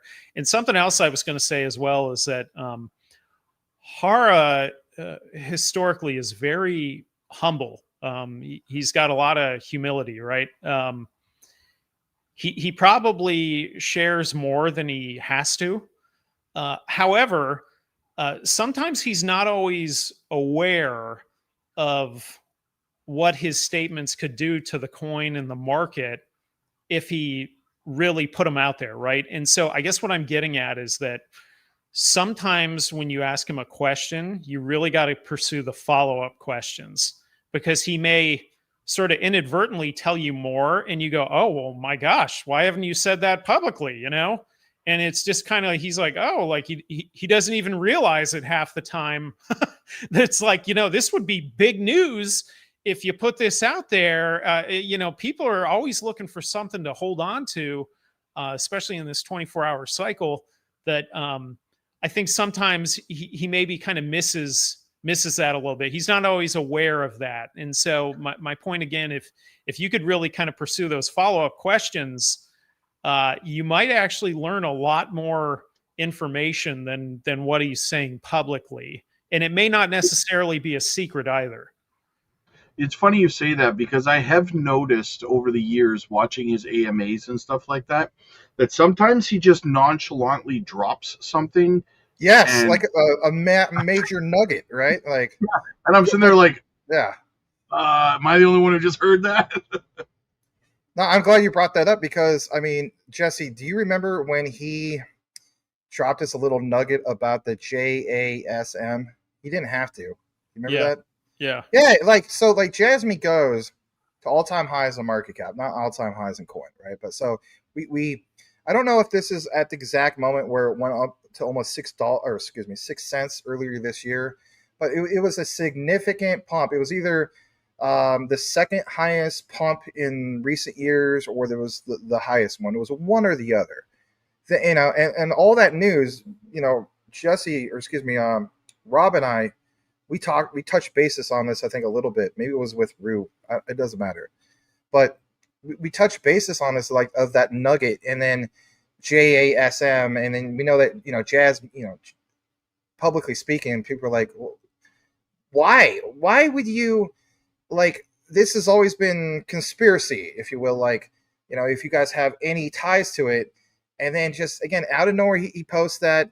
And then the news shows, I think it was, whether it's TSMC or some other semiconductor company, I think at the time was Hong Kong, transferred to, I want to say, northern Japan. And at that same time, with that news, Jasmy got sent, like, really sent. And people are like, they're like, well, why? This doesn't make sense. Dang it, everybody. I'm going to pound this home. It doesn't matter if it's me, as in Max at Maximus Crypto, or Jesse, whoever. How many times have we given you guys examples of what's more important than a positive catalyst of a partnership is what's indirectly involved? Back to Jesse with what he was talking about with Panasonic. I'm more bullish on what would indirectly happen because it's the utility. In reality, none of us have seen hardly anything about this utility stuff, period. We're just scratching the surface. There's not a true utility run going on, especially right now. But at some point, it will happen. Are you strategically positioned for what will happen? Or you're still chasing down green candles by shifting and swapping because this looks shiny over here and that looks shiny over there? That is a great way to not accumulate the proper way. And to me, it's not a great long-term goal for, let's face it, creating that generational wealth. I look at Jasmy as they are very well connected when you look more deeper into it. IoT in itself, I mean, I can't think of anything better when it comes to utility being used over and over and over again. In some cases, it might even be better than some of the cross-border payments and so on. Don't get me wrong, that's huge in itself. But I mean, this new era that we're going into with all these devices and so on, again, the toothbrush analogy, the washing machine, everything, and to harness that area of the world specifically where you're literally geographically located. And then their ties now, obviously, in the United States. Did we forget? They literally have an office in Silicon Valley. They're strategically trying to position themselves for not just right now, but way into the future. Yeah, quick, Danny here. Big thanks to Danny. He says Hara was gracious enough to spend a few minutes of his busy schedule to say hi to me and take a picture. He also talked a little bit about Jasmine's progress. Very nice. Very nice. Yes, I can Absolutely. confirm that too. He sent me some of those pictures in private, and it's pretty awesome that he can do that. Yeah, but to kind of further touch on what you were talking about, Max, is that I agree. And too many people in crypto don't, I don't know whether it's laziness, they don't have time to research projects that they're investing in. So a lot of times they just make the mistake of listening to YouTubers or whatever the case might be. And, this YouTuber said that Jasmine's a scam or whatever the case might be, or Jasmine's a great project without looking into it at all, right? You have to understand. I mean, I come from, in my lifetime, all right, I grew up with no cell phones, no like none of this streaming, none of this technology, smartphones, none of this stuff existed. No, internet didn't exist. Exactly, exactly. Okay? You, me, and Jesse are right around the same age. I mean, Jesse's been keeping it real since '82. I've been keeping it real since '81. And like Yeah. that's just awesome. This stuff didn't exist, and the point is that if you were to be able to go back in time in the DeLorean and tell me back in 1989, right? I was like 9 years old, but back in 1989, that hey man, we're gonna have these smartphones, we're gonna have the internet, we're gonna have like all this stuff that we have today that everyone takes for granted, right? I would have invested in all of this stuff, right? I'm so glad you're bringing this up because this is, oh my gosh, people don't get this. Gosh dang it, we got to talk about this. I'm trying so hard. All right, people say like in Gamerland, shout out to you, Otaku, because I know you're a gamer yourself. This topic of try hard, that's not a new thing with Gen Z. The term try hard, shout out to Rue, right? Try hard has existed for probably about 20 years or more, right? It's come from the depths of gaming. Poning noobs became to wrecking noobs, and it's the same talk. But my God, ladies and gentlemen, we didn't talk much about like XRP and some of this other stuff. I look at like you're not just investing in a coin. Some people are like, "Oh, I'm just investing in this coin." My God, like a show of hands. If we polled 100 people, how many of that 100 people would even know what on-demand liquidity is? I don't know, maybe a couple. You are investing into an internet protocol, like an internet. Never before in history are you capturing the value of an internet. Like, I don't know if people really understand that. Again, we can go back to think about this. We talk about Web3. People just throw that around so dismissive. Oh, we're into Web3. Do you even know what that really means? And I said it politely. Like right now, we're not in Web3 at all. We're like at 2.5, maybe 2.7. Okay, I'll stretch it out. 2.7, Web 2.7. Because real true Web3, that is the fourth industrial. My God, that's big in itself. I know you got super chat. Hey, Ramona. Well, yeah, just to continue on that before you continue on there, Max, is that shout out to Ramona. She's Otaku's a gamer and a therapist. Hit the like and subscribe to everyone's channel. Thanks, Ramona. Is that I would have? Sorry, I'll let you continue in a second there. I just wanted to kind of push into what we grew up with versus where we're moving, right? And I'm referring to things like Woven City with Toyota and Jasmine, right? These things moving forward, to touch again on what Jesse was talking about, everything's going to have an internet connection at some point. And I threw the joke in there, your toothbrush, but it's true. At some point, your toothbrush is going to it's going to be an IoT device. They're already electric, for crying out loud, right? Everything is going to be an IoT device. And Jasmine is at the forefront of this. We're moving into a future, not too distant future, with already smart cars, autonomous cars, smart cities, smart everything. Freaking trees are going to be watering themselves in the cities and stuff at some point. So the The point is robots that are coming. The robots are coming. you think that it's this far distant off future, but again, in my lifetime, we went from no smartphones, no cell phones, no internet, none of this stuff, to all of this stuff around you. So what's going to happen in the next 20, 30 years, right? You have the opportunity right now to look into these projects, invest in these projects, and financially benefit from what is inevitably coming. There's no stopping it. Sorry, Max, continue on. No, it's so good. I mean, you bring up great points. Again, I just want to point out, because there's at least this one person here. Yes, I'm looking right directly at you in the camera. You might have just stumbled across this channel. Please understand that when we talk about some of these technologies, you don't want to be on maxi, at least in my humble opinion, not financial advice, into one project. Interrupt me again. It's okay, because super chats do need to be recognized above all. Go ahead. Shout out to Candyman. He said, it already happened. My toothbrush has an app. It does. But my thing is, again, diversification. I mean, we talked about Jasmine. We talked about the use case. Here's another one. Go for it. You're muted. Ramona doesn't want you to talk. Don't forget to subscribe to Max, Jesse, and Otaku. Yes, and if you're watching the playback, the links to their YouTube channels will be in the description. Thank you for the super chats, you guys. You guys are awesome. And Ramona, you're terrific, very professional. So boom, shout out to you. I just again want to pound this home, the whole idea of capturing an internet. You know, let's face it, everybody. There's like maybe 2 or 3 narratives. There's one narrative that basically there's not enough money in the world to get to these insanely high market caps. Maximus, you're out of your mind. It's okay. I could take the heat. I'm not trying to convert everybody. I could care less if people get it or not. I'm just providing information. I'm not going to lose sleep at night. But again, challenge yourself for real. Go to ChatGPT. If you want to go traditionally, go to Google. Go to Grok. Go to Copilot. Go to any of these ones. Go to Swift GPT, the new one, right? And challenge yourself. Ask the AIs. Ask it specifically.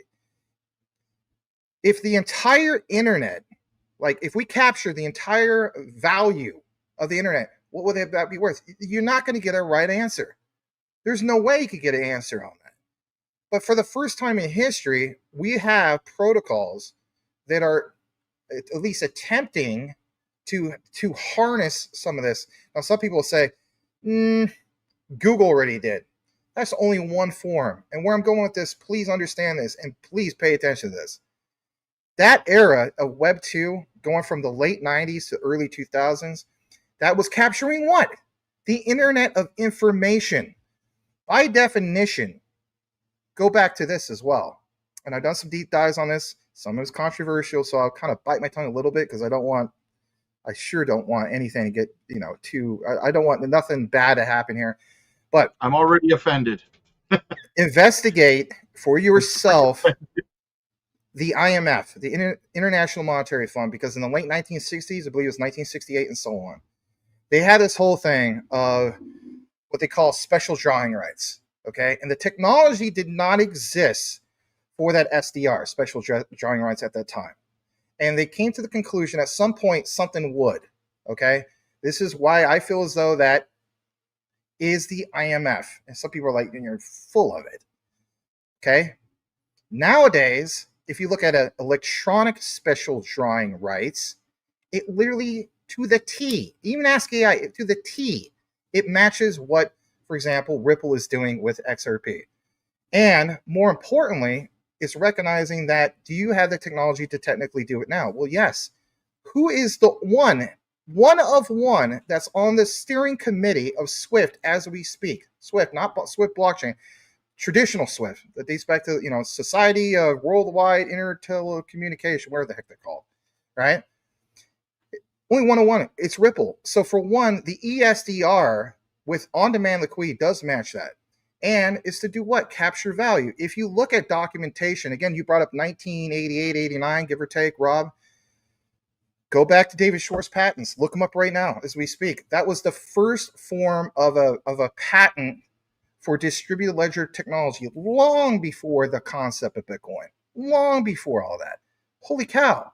So for one, when we talk about building the internet of value, go to some of these people's profiles. Go to Brad Garlinghouse's profile on X. It went from building the internet of value to what? Enabling the internet of value. Monica Long, president of Ripple. Building the internet of value no longer says that. Enabling the internet of value. I'm telling you guys flat out, pardon my French, it's going to be a shit or get off the pot moment for some of this stuff. Because for one, some people feel as though the ISO 222 mandate is the biggest buy the rumor, sell the news event maybe ever. Let's say I'm completely wrong. Let's say many other people are completely wrong. I'd rather be wrong on it than not take that chance. Aren't we all trying to take a chance on all this stuff to begin with? So why not strategically position yourself now compared to waiting until later? And where I'm also going with this is a reference. Yes, XRP didn't go to astronomical figures with the United States ISO 222 mandate. But it did go to all-time highs literally 4 to 5 days after the June mandate, right? I think, what date was that? June 14th, something like that. So right after that particular U.S. mandate, Ripple with XRP hit 365. What about a worldwide mandate? And oh, by the way, challenge yourself to some of this stuff. I know we follow stuff on YouTube, all right? I'm giving you guys, Hara gave us some nuggets. I'm going to give you guys some nuggets. There is so many different YouTube channels that are institutional channels. Think about this. What's one that stands out? It is the IMF. And as we speak, over the last course of, my God, since last June, they have been coming up with constant updates of what they're doing with, quote, programmable money. Then you look at things like quant. What is quant? We make money programmable. And by definition, they are the foundation for building on blockchain. ISO TEC 307, that's a global standard for building on blockchain. They have another slogan. We are the standard for digital finance. Then you look at some of the speeches, whether it's Christine Lagarde from the ECB, European Central Bank. What is she literally referring to?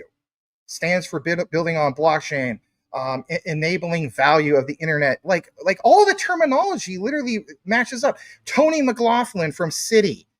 What has he always been referring to when it comes to these pilots? He says, we have these test cases from 2023 to 2025 for the regulated liability network. And it used to be called the regulated internet of value. What? Is that the nugget he just dropped for everybody? Yes, it is. And then you look at documentation, whether it's from the WEF and so on. Ripple's who? They were building the internet of value. Now they're enabling it. What would enable that?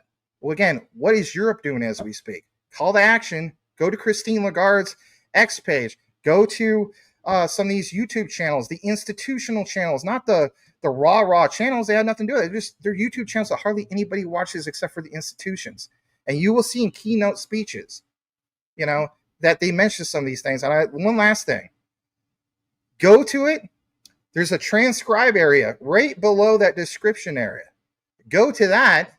Hit Control F on your darn keyboard, for crying out loud, and look for the keywords that I'm talking about. Type in the terms value. That way you don't have to sit through a 5-hour speech. I just gave you a cheat code for some of the research that I do. It all adds up. And again, for the first time in history, capturing the value. So Google captured the era of that information. We're beyond that. We're beyond the internet of information. We're now to this next era of capturing value. So again, back to the other narrative. Oh, there's not enough money in the world to do this stuff. You guys don't know tokenomics. You don't know this. You don't know that. Okay? On our Patreon, I don't have it right now, but when we did a collab last Thursday, hear me out. What did I provide in that screenshot? Shout out to Mike C., Elon Muff. It showed in the screenshot 2 weeks ago that on rwa.xyz, I believe that's the site, that you had, I think it was a figure of, it was either quadrillions or sextillions, which is an insane amount of money, an insane amount of value. For the first time ever, still so early, putting that on chain. And what did it show, Rob? It showed private equities. It showed the entire stock market. It showed everything, stable coins, you name it. So when people say you're early, you are so early, but best believe what protocols would be used to capture that value. And as we speak, that value, that's how we get to some of these crazy numbers. I know I spoke passionately about that, but that's just the way I look at it. People do not understand. It's not just investing into a coin or a token. You're investing into an internet, a protocol for the next freaking era. Like, I don't know if people get that, man. Well, that's the thing, is that they don't get it, and you need to be passionate about it, because so many people are allowing their emotions to control their decisions when it comes to this space. I get asked all the time, like, Rob, are you sure that, this crypto thing is a good idea? Should I be investing in this specific projects, Jasmine, Zebek, whatever it is, right? And like you just said, step back and understand something right now. What is big money doing? First of all, what is smart money doing? Every single time that Trump comes out and says some shit that crashes the market, what's World Liberty Financial doing?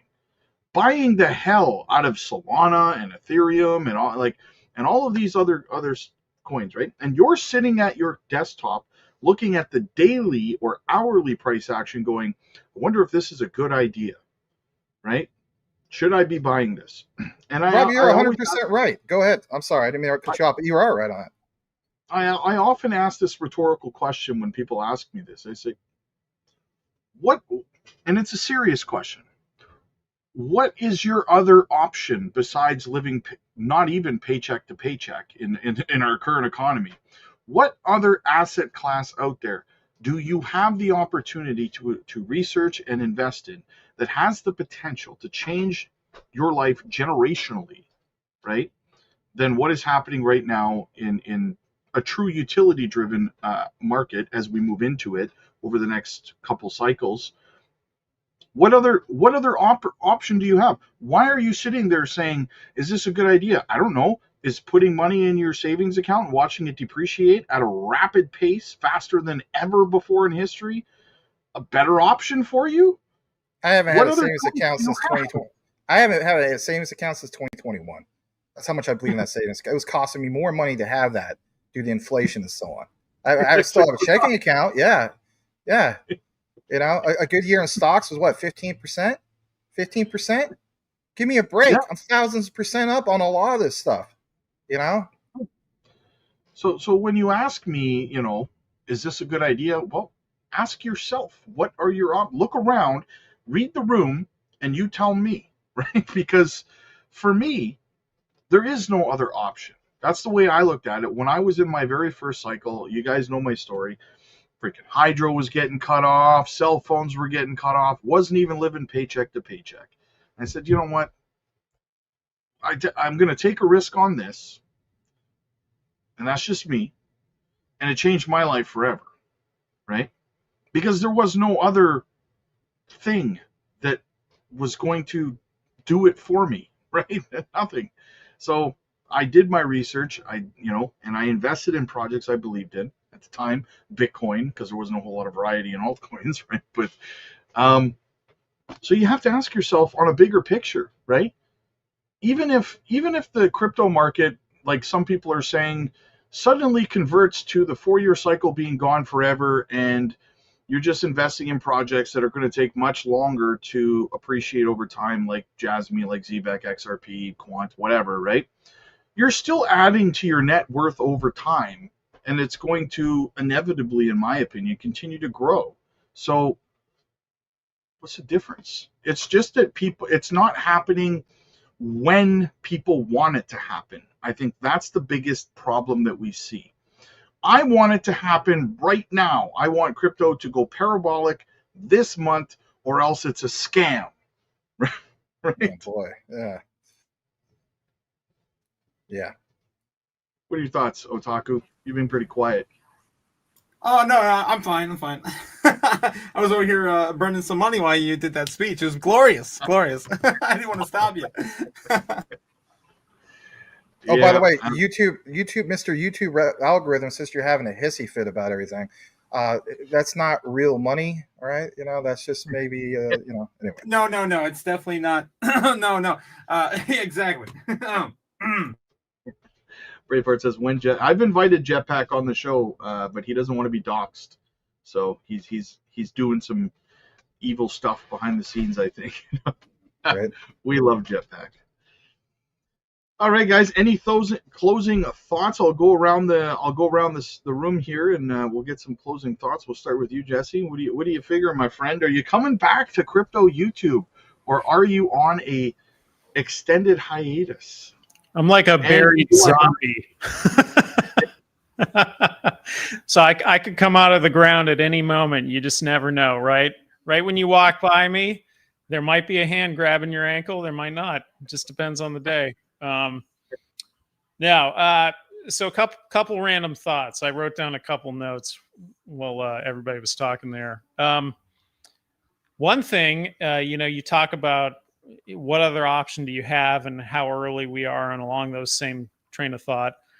I remember doing an analysis on Bitcoin. This was years ago, versus where we were in comparison to like the stock market. And it would be like investing in the stock market 200 years ago. So when you think it's over, that's where you're at, right? The market's got a long way to go, right? One of the big things tacking onto that was that's sort of been waiting in the wings is the retirement accounts in America and getting access to crypto, right? Which now they're supposedly telling the various retirement account managers, hey, open this thing up. I've been wanting that forever. I know just me personally, I'm sitting on a pretty good amount of money in there that I would love to be picking up Bitcoin with, as well as if there were other cryptos that they offered. So I think that's going to change a lot of things also, because, first we had the ETFs. Now the big one will be the retirement accounts. And that market, I want to say, was like $40 trillion is in American retirement accounts. So that's a huge untapped market. Even if you were just getting like 1% of that, that's massive. So there's that. Second thing that I was thinking of, going back to Japan, and you were talking about talking about Bitcoin and ETFs. Now, obviously, this is pure speculation, but I think, Rob, you and I have talked about this before. I don't know if Max, if you were on the call or not. There is some speculation that the quote Satoshi is some computer scientists out of the IBM Tokyo, and I think that's true. Personally, that's my own belief. I think it's true. I think they were in on it. And so it would be, it's kind of ironic. For those who don't know, I live in Jacksonville, Florida, the home of the Bitcoin pizzas. And in Jacksonville, no one in this town has any idea that occurred here. And it's such a colossally missed opportunity. We could be celebrating it every single year. We could have Bitcoin Pizza Festival and everything. No one knows. It's completely right over their head, right? And anyway, going to Japan, it's kind of the same thing. It's like the biggest secret is, what if these were the Japanese that put out Bitcoin and you had it here the whole time and you've never really pursued it, right? It would just sort of be kind of ironic, right? Something else, investing versus leverage. So, if you've been riding this roller coaster, you're going up, you're going down, you're going some loops, you're going upside down. I'm in the amusement park, but I'm not necessarily on every single ride, right? So I think there's a big difference between leverage trading and investing in things that you believe in, et cetera. And if you follow this market long enough, they juice the lemon every so often. They juice it for everything it's worth, and then they kind of let it recover, and it cycle repeats itself. You got to realize that that's what happens in an unregulated market that's worldwide. And do you have good actors? Yes. Do you have bad actors? Yes. Do you have people saying they're a good actor and they're tied to a bad actor? Absolutely. That's going on all the time here. So you never know with crypto, but I think the safest place to be is outside of leverage. Personally, that's where I'm at. Obviously, not financial advice. Do whatever you want. However, when you're outside of it, you're not necessarily getting heart palpitations every time the market drops, right? I I look at every market drop, I think kind of like most of you guys, and I say, hey, time to start buying. Let's turn the buys on. That's what I'm thinking, right? Okay, two last points. Quantum computing. So Google had announced a breakthrough in quantum computing recently, and there's this thread of FUD that pulls up every now and again about, well, what if quantum computing can crack Bitcoin, right? Somebody just says that out into space. What if quantum computing can crack Bitcoin? What does that even mean, right? I mean, think about it, right? So again, this is where I ask the follow-up questions. So I say, okay, cracking Bitcoin. What exactly are you cracking? Bitcoin, the way this thing works is basically you have a double spend problem. So if I give Rob Bitcoin, I can't give that same Bitcoin to Otaku, right? So we've got to be able to solve that problem, and that's kind of the crux of everything here. Now, you're saying to me that a quantum computer at some point in time could theoretically maybe crack that problem, that code, that cryptography, right? Okay, so how exactly would that work? So like right now, quantum computing is not in the hands of everybody. It's in the hands of almost no one. It's also theoretical, hypothetical. Yes, they're making advances, but how exactly would quantum computing then move from Google, for example, to North Korea to then hack Jesse's Coinbase account? Right? If you start going down the thought process here of quantum computing, I don't really think that holds much water, at least not currently. So my whole point in saying that is that I think it's a great talking point for the whales to kind of tag onto some FUD here and there, to drop the bottom out the market, to juice the lemon, and then we're back on to the next news item. So that's all I got to say about quantum. Now, my last item is just this. So if I'm 82 and Max, you're 81 and Rob's 80, then why do Rob and I look like Santa Claus and you've got a dark beard like you're in your 20s? What is going on, Max? You got to share your secrets with me. Oh boy, oh boy. I guess one of them is, I never really share this with many people, but I took my first drink of alcohol when I was maybe 28, I want to say. I was very anti-alcohol all the way up to the age. My best friend, when I was a freshman in high school, was killed by a drunk driver 2 weeks into my freshman year. My grandfather, on my mom's side, horrible child abuser, I guess you could say. He would hang my mom up in a sack and beat her with a stick. And he was an alcoholic. So for me personally, I was really anti-alcohol. But anyway, I don't know if that had anything to do with it. I never smoked a cigarette my entire life. But don't get me wrong. I mean, I kind of have to, do some stuff on that. But I know what it is. What? Jesse and I are both married, and you're not. Boom. Well, no.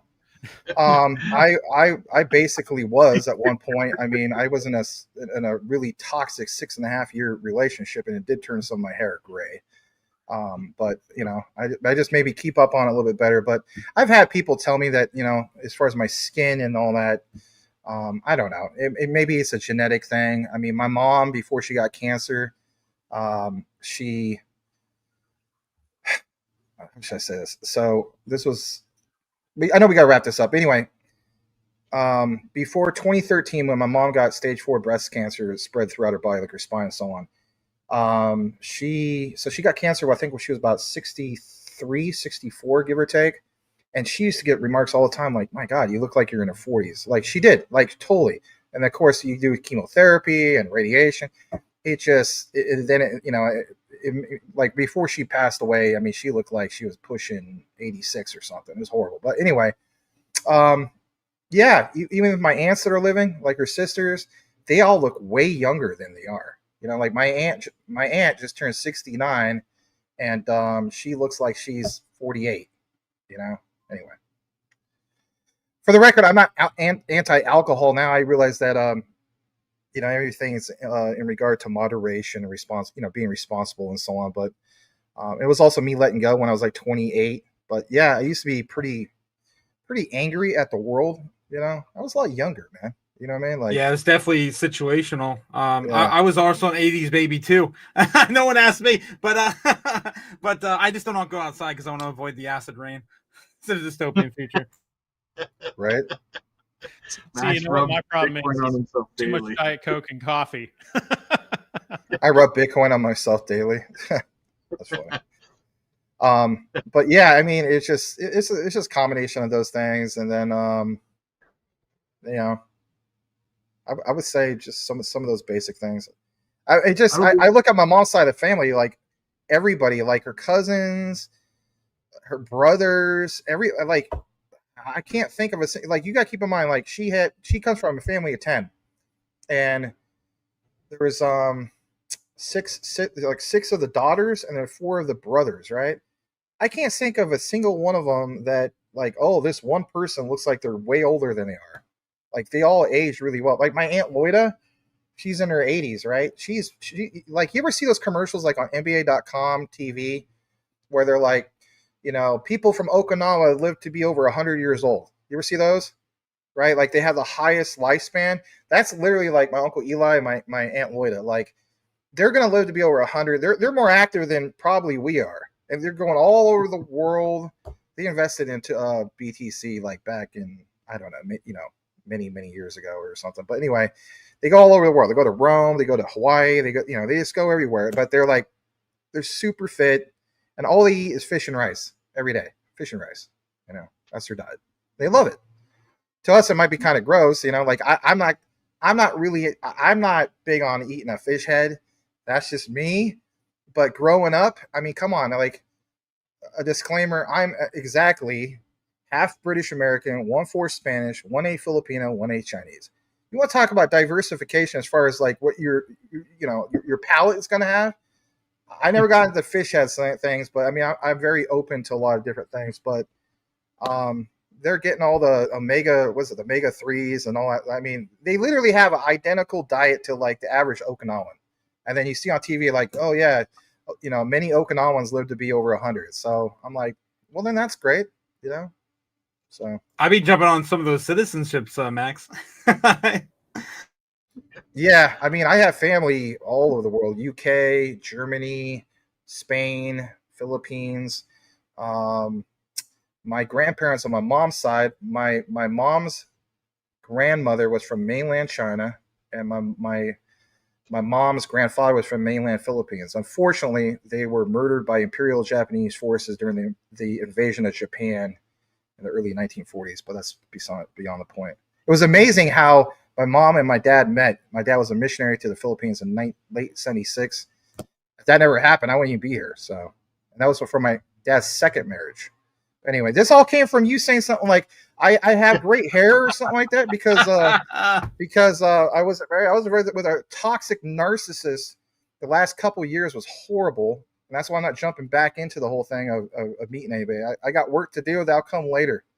But yeah, you guys could be driven nuts all you want. No, I'm kidding. You probably have great luck, right? You got any final thoughts though, Max? Yeah. So I mean, yeah. To wrap it up, I mean, I did have something. It is on topic, and I meant to share this real quick. I'm not gonna go super deep on this. It's back to the whole thing of Jasmine. If we just pull this up on a brief on, even Swift blockchain recognizes some of this potential. Bank of Japan Deputy Governor Ryozo, right? So stable coins could become a key part of the global payment system, even partly replacing bank deposits. Non-bank financial institutions now hold half of global financial assets, highlighting the need for stronger regulation. Again, Swift blockchain highlighting. Why is this important? Well, we didn't get a chance to touch bases on it, but we did talk about like the roadmap for what Jasmine is going to do. Personally, I still think there's huge potential opportunity for Jasmine to go like the Ripple route, if you will. Obviously not for cross-border payments, but the route in regard to stable coins for Japan with JPYD. We know that, JPYC is technically already out there and so on. They haven't done this thing yet, but I don't know if it was you, Jesse, or some other people in the Jasmine Research Consortium. We do know that their patents are still there. And I do believe Hara retweeted a little bit about that. I think the last big major update about that patent was late 2024, and then I think maybe a little bit going into this year. So what happens in regard to that? I do see them kind of going that stable coin route because it's just, as we know, it's more enablers of liquidity. And I don't think there's still room for that with Soninium. I do think there is. I absolutely do think it is. I mean, for the same reason, like if somebody was to say, well, Tether, there's no room for Circle. There's no room for RLUSD. There's plenty of room, because these are just liquidity enablers. So I think that we're going to hear eventually more about that. When you go to Japan, whether we do hear about that more, Rob, I would definitely write that down. I would ask Hara, hey, what's going on with JPYD? Because, my God, I mean, pairings, you're going to pair Jasmine, whether it's reward or loyalty, to help benefit the local government. Well, if you already had a stable coin, right, they could do like, kind of like their own version of what Ripple did with RLUSD, but again, for Japan or in other areas, that's just a big win moving forward, any way you want to dice it. So, that was one of my closing things. I did want to get Jesse's take on that, but I mean, I guess we're wrapping it up. But that's my main thing. It's just recognizing that there's a lot of opportunity here, whether it's the data free flow with trust thing, whether it's the whole thing, obviously, with stable coins. Yeah. Yeah, let me just jump in there real quick. I would say with the Japan-centric stable coins, I agree with you. Going back in time with Tether, I still don't know if they've ever done a third-party audit, which is absolutely just bananas for something that's worth the amount of money that Tether's worth, right? Thank you. Yeah, it's a pure insanity. Now, that being said, Tether does print a lot more USDT whenever Bitcoin goes on runs. It's strongly correlated there. But when you are looking at Japan specifically in the financial laws in Japan, Japan originated stablecoins should be more secure. They absolutely should. So I would think that the government would probably incentivize those, whether it's a specific institution or maybe like a sector, right? Maybe there's a banking coin. Maybe there's a crypto coin, you're right? Maybe there's a market coin or whatever. Hard to say, or maybe they do it by geography. Certain prefectures have their own coins. They kind of hinted at that before. But I do see them doing that. And you're right that Hara has mentioned that. So I know it's on their radar. So another very valid rabbit hole to go down for you, Rob, when you're there. Absolutely. Shout out to Cody. Super chat. Hey, thank you guys, all the super chats you bring to Rob in the channel. That's awesome. Otaku, what are your final thoughts, brother? Or dare I ask? Oh boy. My head's about to explode with all the things we're about to see next week. I'll leave it alone. So next week's the last week of the month, right? I'm pretty sure that's it. I think Friday's actually the 31st. There's so much things. Yeah, really we have really quick before you get into next week, I just wanted to set I looked it up today in the live stream, and there is actually a 99% chance of two rate cuts this year, and an 88% chance of 3 rate cuts. That's including this month's rate cut. Now, is that including November? That's including total October, November, December. Before the end of the year. Because my 88%. understanding is that November we can't get one unless it's going to be an emergency rate cut, like we would have faced in like August when we had it shut down, or not shut down, but they don't report, right? And they're not going to have the data either. that's the other thing too. They're not going to have the data either.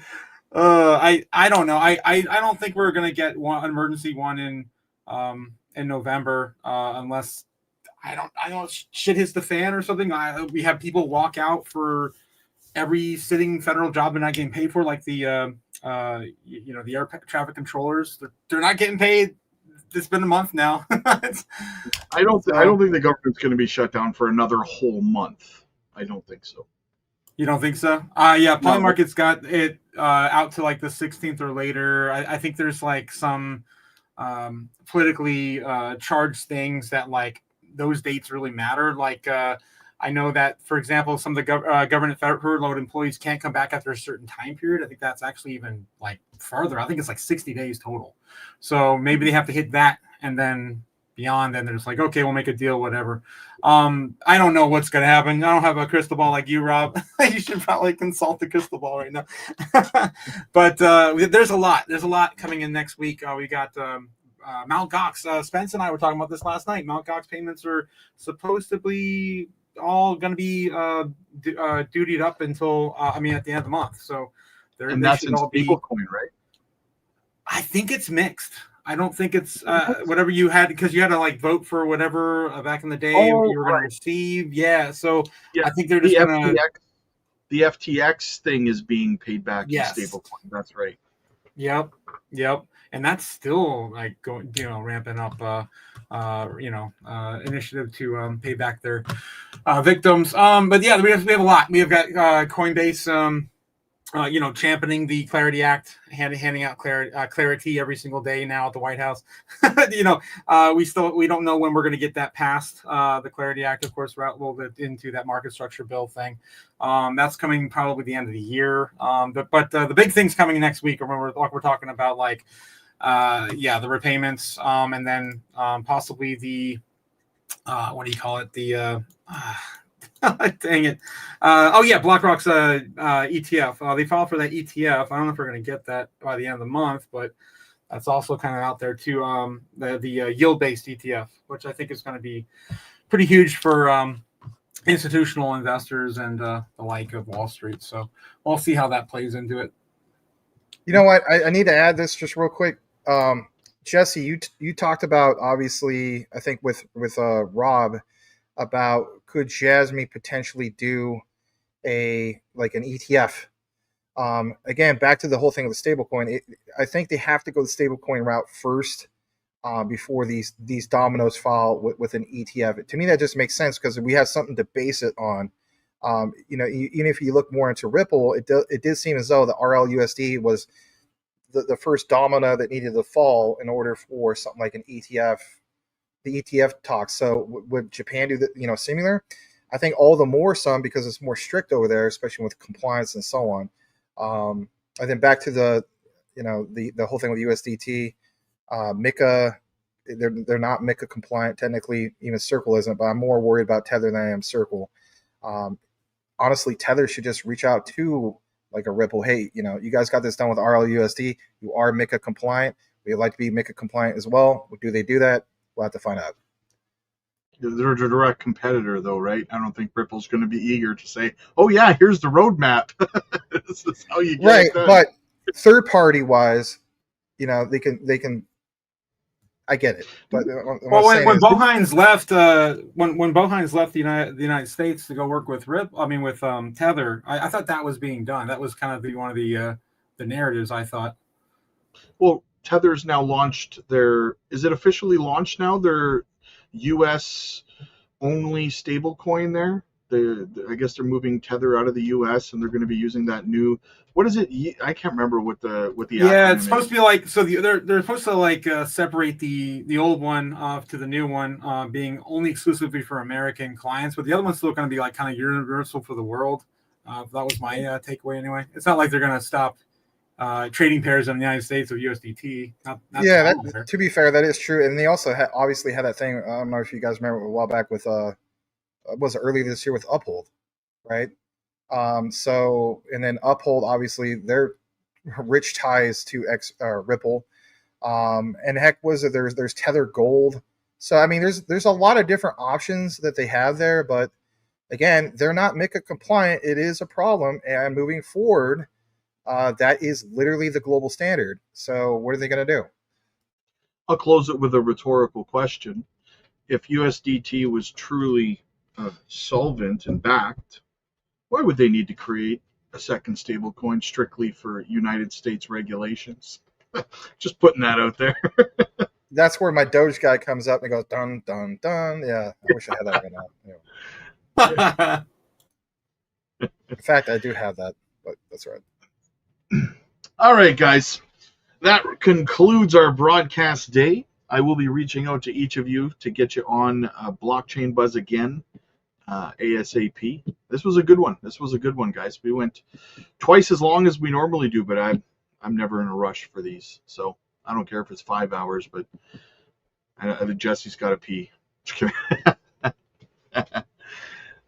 All right, guys. Thank you, as always, for coming, man. Hopefully you guys had a good time, and I hope to see all three of you guys again. Jesse, I need a bat signal so that I can get a hold of you more often. I sent you my cell phone number so you can text me. That way I can actually get a hold of you other than text. No, that honestly, that's a genius idea because I got the Apple Watch and this thing dings all day long. So if you text me, I will get it. Perfect. Yeah, because I don't know if you know Max and Otaku, but Jesse and I are actually going to be launching a podcast next year. So we're trying to hammer out details about that. So yeah, it's going to be a good time, man. Sounds like fun. Podcast or a different one, like with Apple? Well, those are the details we got to hammer out, right? So. Okay. I guess too early to mention that. I'm sorry. Yeah. All right, guys. So again, this concludes our broadcast day. Again, guys, make sure you subscribe to all three of the gentlemen's channels. The links will be in the description. And we'll see you guys next week, next Saturday, 6 p.m. Central. Take care. Excellent. See y'all later. Think fast, Mac. Max Audio. Hadouken. Yes, Hadouk.